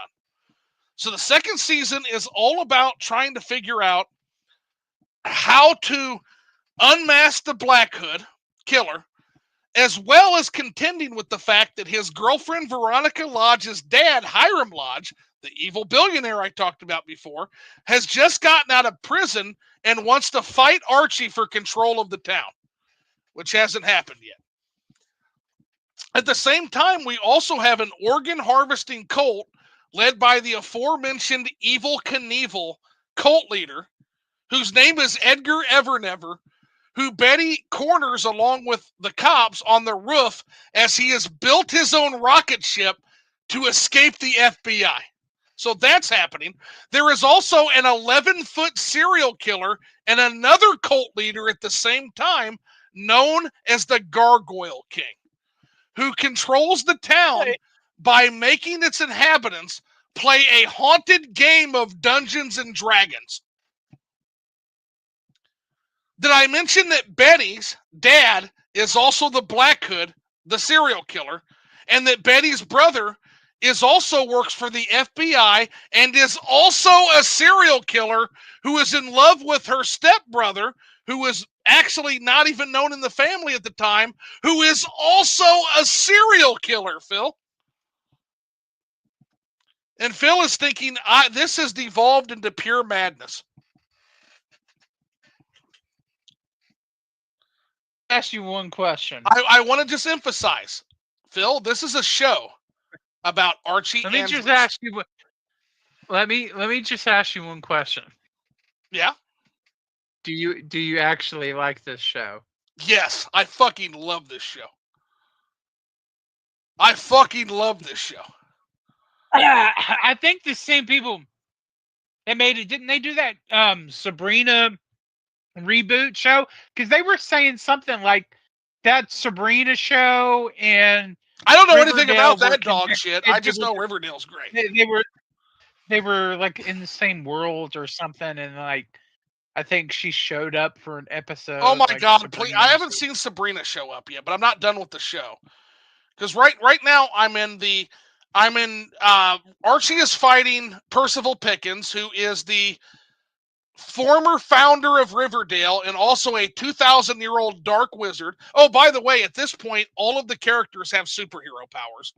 And Archie's super strength power has just been nullified by Percival Pickens because he stuffed palladium in his gloves, which is Archie Andrews' one weakness. So that's also happened. This is Archie's second time fighting a billionaire for control of the town after his third time getting mauled by a bear. That also happened. You know what? Sounds like a pull out of a good damn video game. It is labyrinthian. What?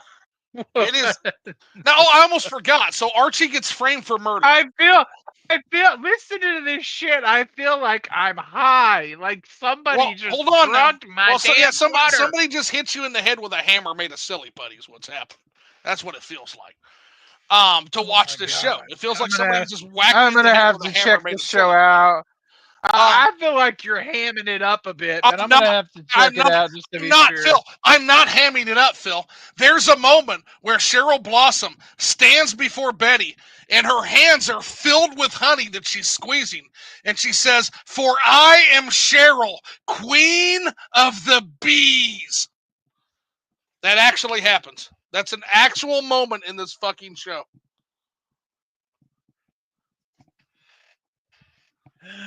That's an actual moment in this show that happens. There's also moments where they drop babies in a fire, only the babies float above the fire. That happens too.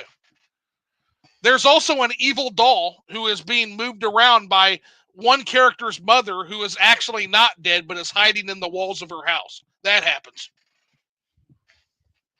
Archie gets framed for murder and gets thrown in boy jail where he has to compete in a bare-knuckle boxing competition. Archie Andrews also, at one point, in order to deal with the Black Hood serial killer, literally creates an army of what can only be described as homoerotic superheroes that literally are bare-chested with red masks called the Red Circle. That also happens. This show is fucking bonkers, Phil. It is bonkers. Like it is bonkers in the best fucking way possible.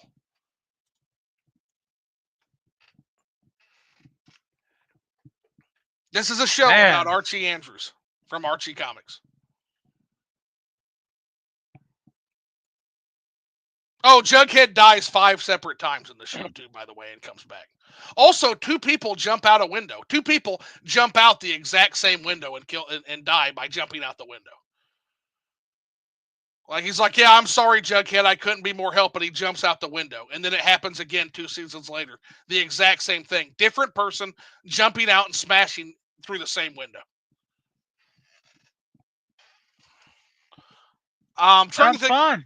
think of other batshit stuff that happens in this show because it never ends. Oh So my there's gosh. a character named Robbie who is basically written out of the show for whatever reason, and then they replace him with a different actor.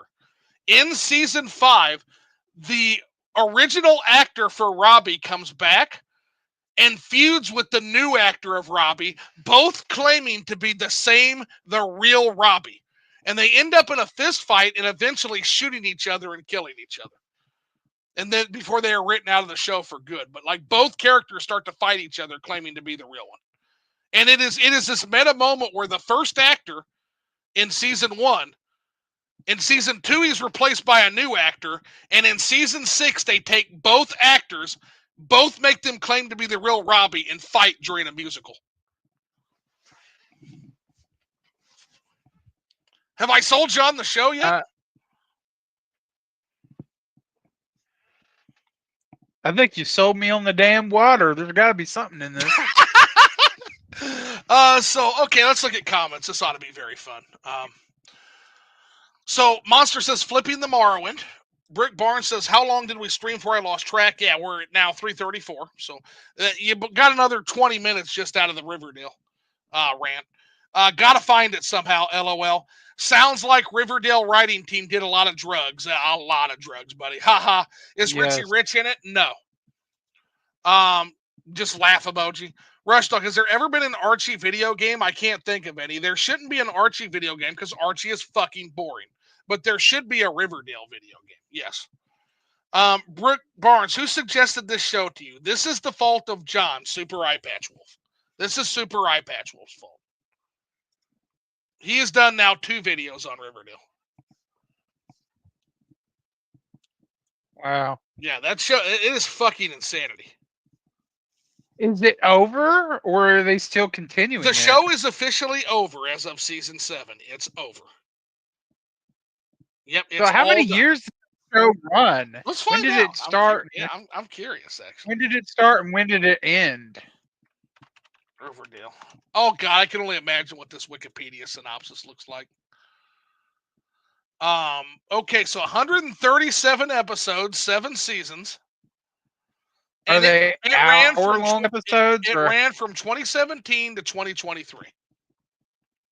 Damn. Is it hour-long episodes or hour-long episodes? Yeah, 40 minutes. Shit, that's like. Yeah, I'm not done with it yet. Again, we're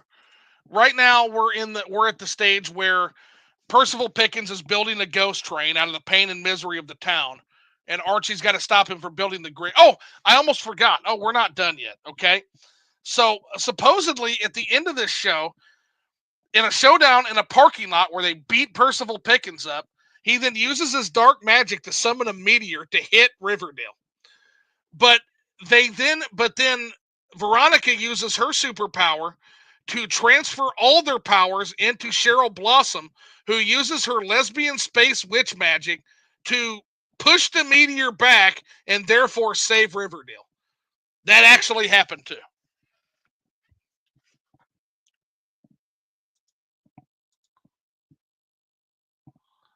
Phil is like, no words.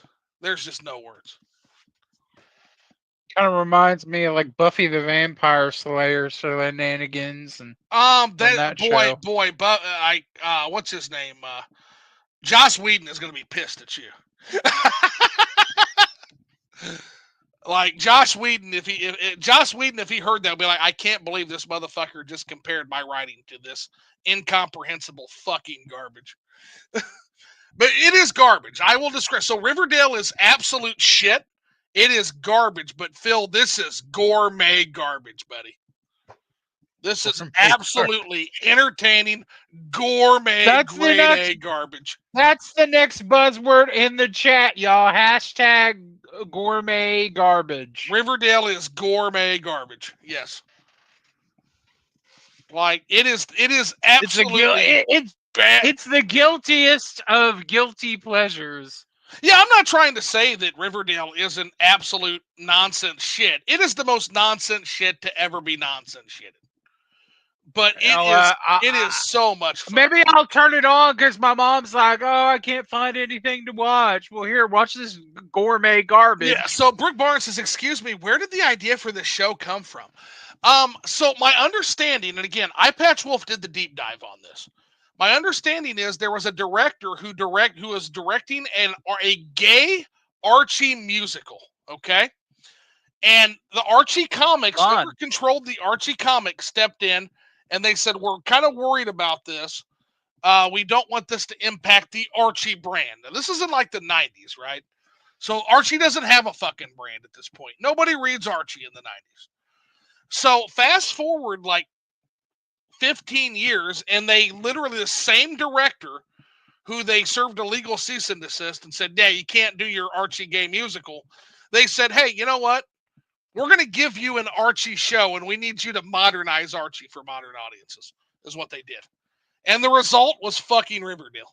This absolute insane fucking clown car crash of a show that is just the most glorious thing I've ever seen in my life.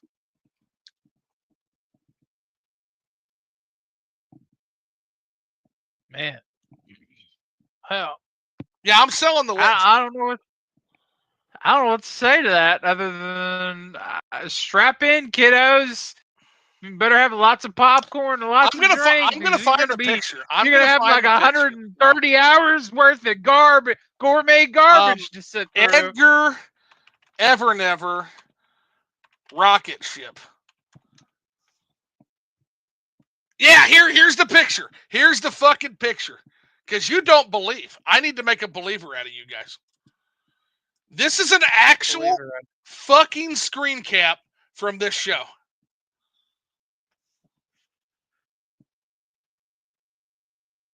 His belt buckle says Edgar. His little belt buckle says Edgar, by the way. You've got to be kidding me. I'm not kidding. With the American flag right there. Yeehaw! Yeah, there he is. He's getting ready to climb in his rocket ship to escape the FBI. The rocket ship he built. This is the leader of an organ harvesting cult that built his own rocket ship to escape the FBI.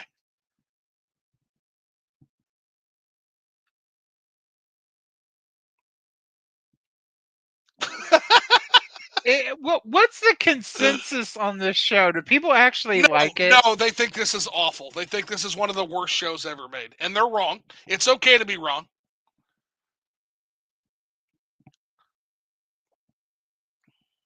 Then how did it get 7 seasons? Because millions of people fucking watched it. And it's one of the biggest because it's one of the biggest teen dramas of all time. People watched this fucking show. A lot of people watch this show. FMVs on YouTube, music videos utilizing people, the cast of this show, still get tens of millions. Well, if it was bad, why would they continue to watch it? Like it's so bad, it's because good kind of thing? Yes, because it's the most entertaining goddamn thing I've ever watched in my life. That's why. Phil, again, if I can't sell you on this show with the leader of an organ harvesting cult has built his own rocket ship on the roof of his compound to escape the FBI dressed as Evel Knievel with a belt buckle that says Edgar on it. If that image doesn't sell you on this show, then you're just no fun and I can't be friends with you at parties. I'm going to have to watch those. It's that fucking good. That is so damn wild, man. Now again, you're gonna have to suffer. Why? But here's my thing. Why do drugs? Just watch Riverdale. That should be on a shirt. Why do drugs? Just watch Riverdale. Riverdale, the Gargoyle King. I'll show you the Gargoyle King now.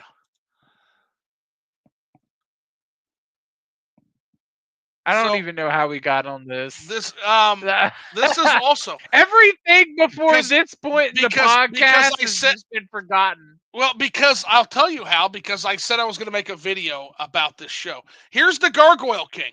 This is an 11-foot serial killer who teleports around the town and is known as the Gargoyle King. He's the co-villain of the same season that the organ harvesting cult rocket ship guy is the other co-villain. So there's two cults. There's two cult storylines going on at the same time. As you also have the Archie in jail competing in bare knuckle boxing. All three of those storylines are going at once. All three of these storylines. Wow.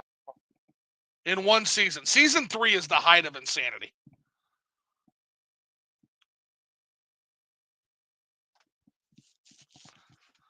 I just let's see what we've got. Let's see. A lot of people read Archie in the 90s. Most girls I knew back then loved Betty and Veronica. See, that's a whole thing. I didn't know anybody still. I thought this was like a 60s thing. I did not know that, Rush Dog, because yeah, I don't know where the fuck the popularity of this comes from, but Brooke Barnes says, wow. Art the monster. They used to have Archie panels at old comic cons I went to. Laugh my ass off. Wow. I don't know what to say and think. There's nothing you can say, and there's nothing you can really think, Brooke. It's the hell about this show. I've been seeing bits of the show, but didn't expect any of this. Yeah, again, keep in mind, guys, again, there are 19 serial killers across 5 seasons that I've seen so far. There's also 19 serial killers in Riverdale. Jeez. Phil is just like, I have no idea. I'd be moving the heck out of that damn town. Like, it is madness. It is glorious fucking madness. Oh, there's a great part where Hiram Lodge is supposed to have gone back to jail. And then, like, Veronica shows up, and her dad, who's the billionaire bad guy of season 3, is back, and she's like, Dad, what are you doing here? Father, what are you doing here? I thought you were in jail. And Hiram Lodge, keep in mind that Hiram Lodge is a man who has a life-size photo portrait of himself hanging in his office above himself. So he literally, so this is a man who has a portrait of himself behind him. And she's like, I thought you were in jail. And he looks at her, and I'm not shitting you guys. He looks at her and he goes, Veronica, I own that jail.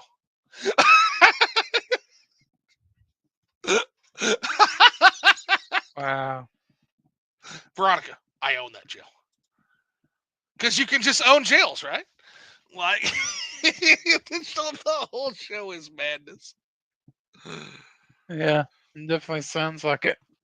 All right. Well, anyway, yeah, that bought us. God damn, that bought us a lot of time. So, okay, Phil, is there anything else? Any other questions you have for me, or anything else you want to talk about? Or did we end on a well, can't possibly be topped?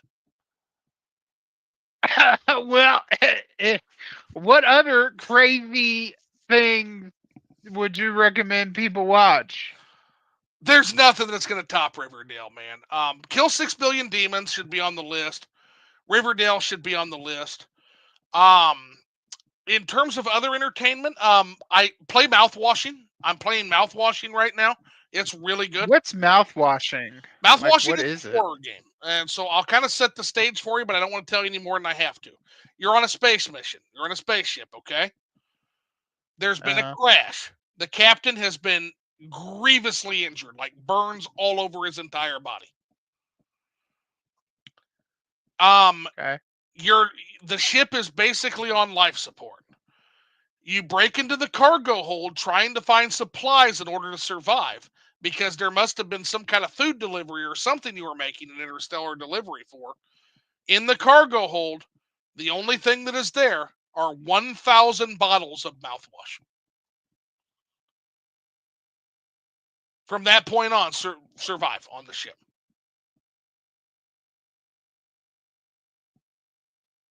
What? You have to survive on the ship, and the only thing in the cargo hold that you were delivering on this interstellar delivery mission, when the ship crashed and your captain was grievously injured, you were delivering 1,000 bottles of mouthwash. Your job now is to get everybody home.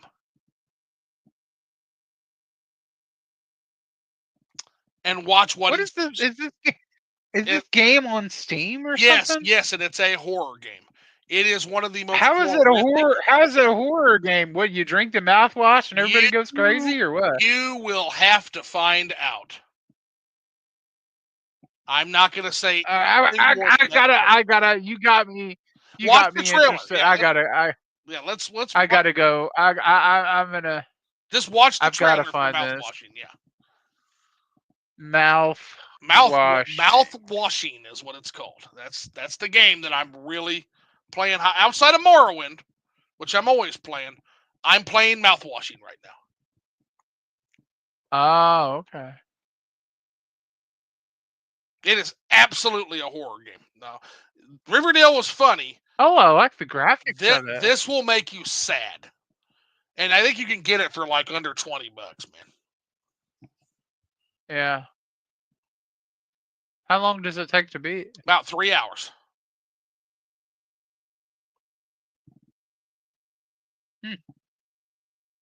Interesting. Wonder if it's yeah, it probably. You're like, I don't think it'll ever get a physical. Well, you never This know. is never no, Phil, trust me when I say this is never getting a physical. Ever. I don't know if this Why? I don't because of the content in the game. I don't know if this would Oh, fly okay. on consoles. Wow. Because of the SRB, which PC doesn't have to fuck around with. I don't because to put this at retail, I don't know. I genuinely don't know. 1169. It's only off 10%. Yeah, it just came out, so you're not going to get a huge deal on it. But yeah, Yeah. I That's bought it for crazy. full price, and so far I think I got my money's worth. I'll put it on my wish list. Yeah, but yeah, mouthwashing's kind of the new obsession, game wise. And then the other one that I'm looking at, and I'm going to play after mouthwashing when I get finished with mouthwashing, is going to be let me get my Steam page open again. This is not your house, and let me set the premise on that real quick. You get home from work, right? You try to you go to your house, you try to stick your key in the lock, the key doesn't work. Somebody answers the door. It's a strange woman you've never seen before. You say, "What are you doing here?" "This is my house." She says, "Sir, this is my house. I don't know what you're talking about. What are you doing?" It goes from there. You are at your That's on house. Steam too. That's on Steam too, and that one's going to be like a couple bucks. It's called, and again, it's called these little games that I'm finding on these storefronts. This is not your house. It's called. And then the last game I've got, which is called Mucaralis, and it is to give you. I'm just going to read the premise because I don't know. I haven't played any of this yet. It says here the premise is a dark rendition of Little Red Riding Hood, is what it says. Huh. And I don't know where. Let's see here. Community Hub, store page. How did you discover these games? Recommendations from friends. So Mucaralis says Mucaralis is an immersive interactive horror experience lasting approximately 30 minutes to an hour, inviting you, it's $1.69, to delve into a dark reinterpretation of the classic Red Riding Hood fairy tale. Explore the twisted narrative and witness how your choices shape the story, unraveling hidden secrets within this captivating RPG Maker tale. And it just goes from there. So it's RPG Maker game, like a Mori. Wow.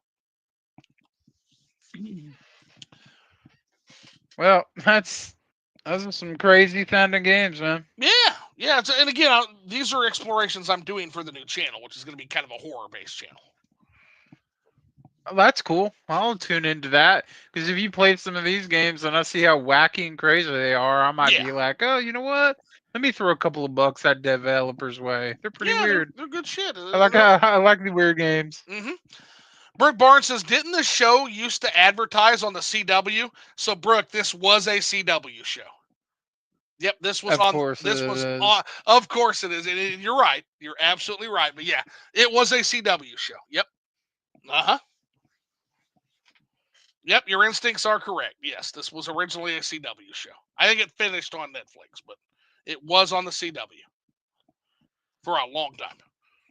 I think for 5 of its 7 seasons, it was on the CW. All right. Anything else? Any other questions for me? Did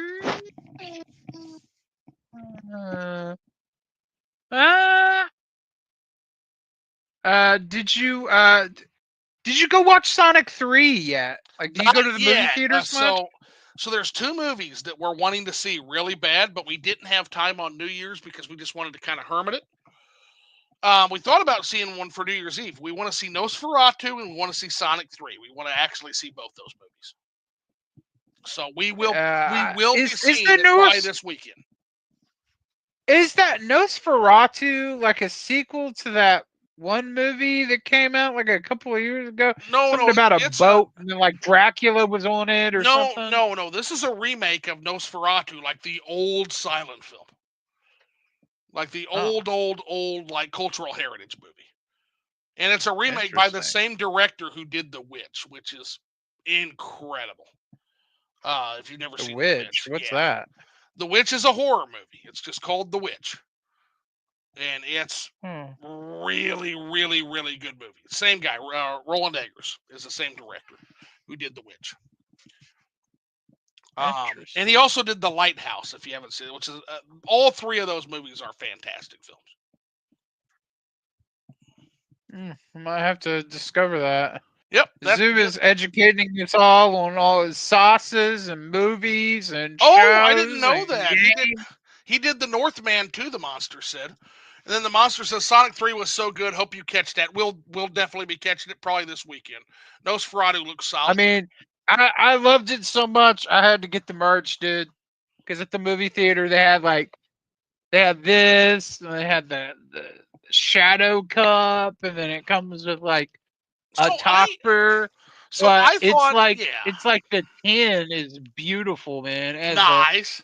Characters all on it. So I thought Sonic 1 was okay. Right? It was fun. It was okay. I thought Sonic 2 was good. I actually hear a lot of people saying that Sonic 3 is where it crosses the threshold from good movie to great movie. I hear critics saying that, which is shocking. Even movie critics are like, okay, this is genuinely great. I mean, genuinely great movie. If you really love, like, if you love Sonic Adventure 2, there's a lot of cool references in there, and it's like getting to see live action version and like a unique version of these characters and the storyline shaken up a bit, and Jim Carrey is just fantastic in this film. I hear like people are literally saying he should get some kind of award. Yeah, like literally. Yeah, him playing 2 characters at the same time off himself, he was just phenomenal. Like phenomenal. He's been killing it as Dr. Robotnik, but to play as like the elder Robotnik, and it was just it was great. It was great. That's a comics Easter egg with the elder Robotnik. Damn. Yeah. Oh shit. So Brooks says Wicked. Is there a Wicked movie out? I knew there was one years ago, but is there a new Wicked?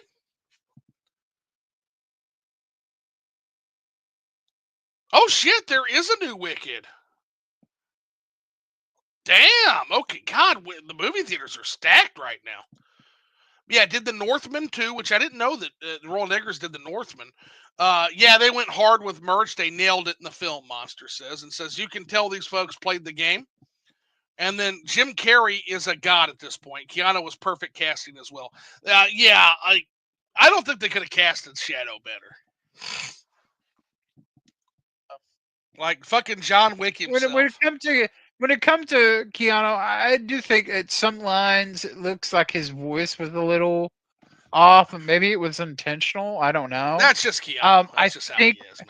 I think some of the like one of the things that people didn't like about the second movie was that weird subplot about like the wedding, and Mm-hmm. that guy was like an FBI or something agent, and Right. that whole point of the movie just took away from the knuckles and like the Right. Robotnik whole spin. That was what we came for. Then you just had this weird like 10, 15, 20-minute section of nonsense. And in Sonic 3, those characters you really didn't care about, they reduced their screen time down to like pretty much a cameo type thing, and Right. they made it where the movie just flowed like from bit to bit, like it beat to beat, and it was great. It was a great I've ride. I've heard nothing but Um, good things. Nothing but good things. uh, So, all right. Anything else? well, only other thing is you could follow me on my socials, Phil1UpCollects, Twitter, Facebook, Instagram. I got Blue Sky and Threads now, but I'm not really using it. I haven't advertised those. I really need to put that out there. But also, I want to let everybody know that Series 10 Premium, it's still live right now. Alyssa has been It's selling got really, Alyssa. really It's got well. Alyssa, man. You gotta check out that game if you love like 90s survival horror, Resident Evil, Silent Hill. You want to get this game. It's phenomenal. And then Turbo Kid, Chef's Kiss, Metroidvania. Jay It's played both of awesome those on game. Premium's channel too. Jay played both of Yes, those yep, recently. yep. We streamed them. We're streaming now. Jay's doing Jay of Cold Nights is he's part of the team now. He's streaming our games for us. We tried to aim for Monday nights, unless something comes up or Right. whatever, but because his work schedule. But he's streaming for us now, so you can go to the premium channel, check that out. Arcade Tycoon. If you ever wanted to build your own arcade with your own machines, manage it and everything, and where wacky stuff happens, where aliens come down and try to steal the machines and all that shenanigans. I mean, this is a killer series from us with fantastic games lined up.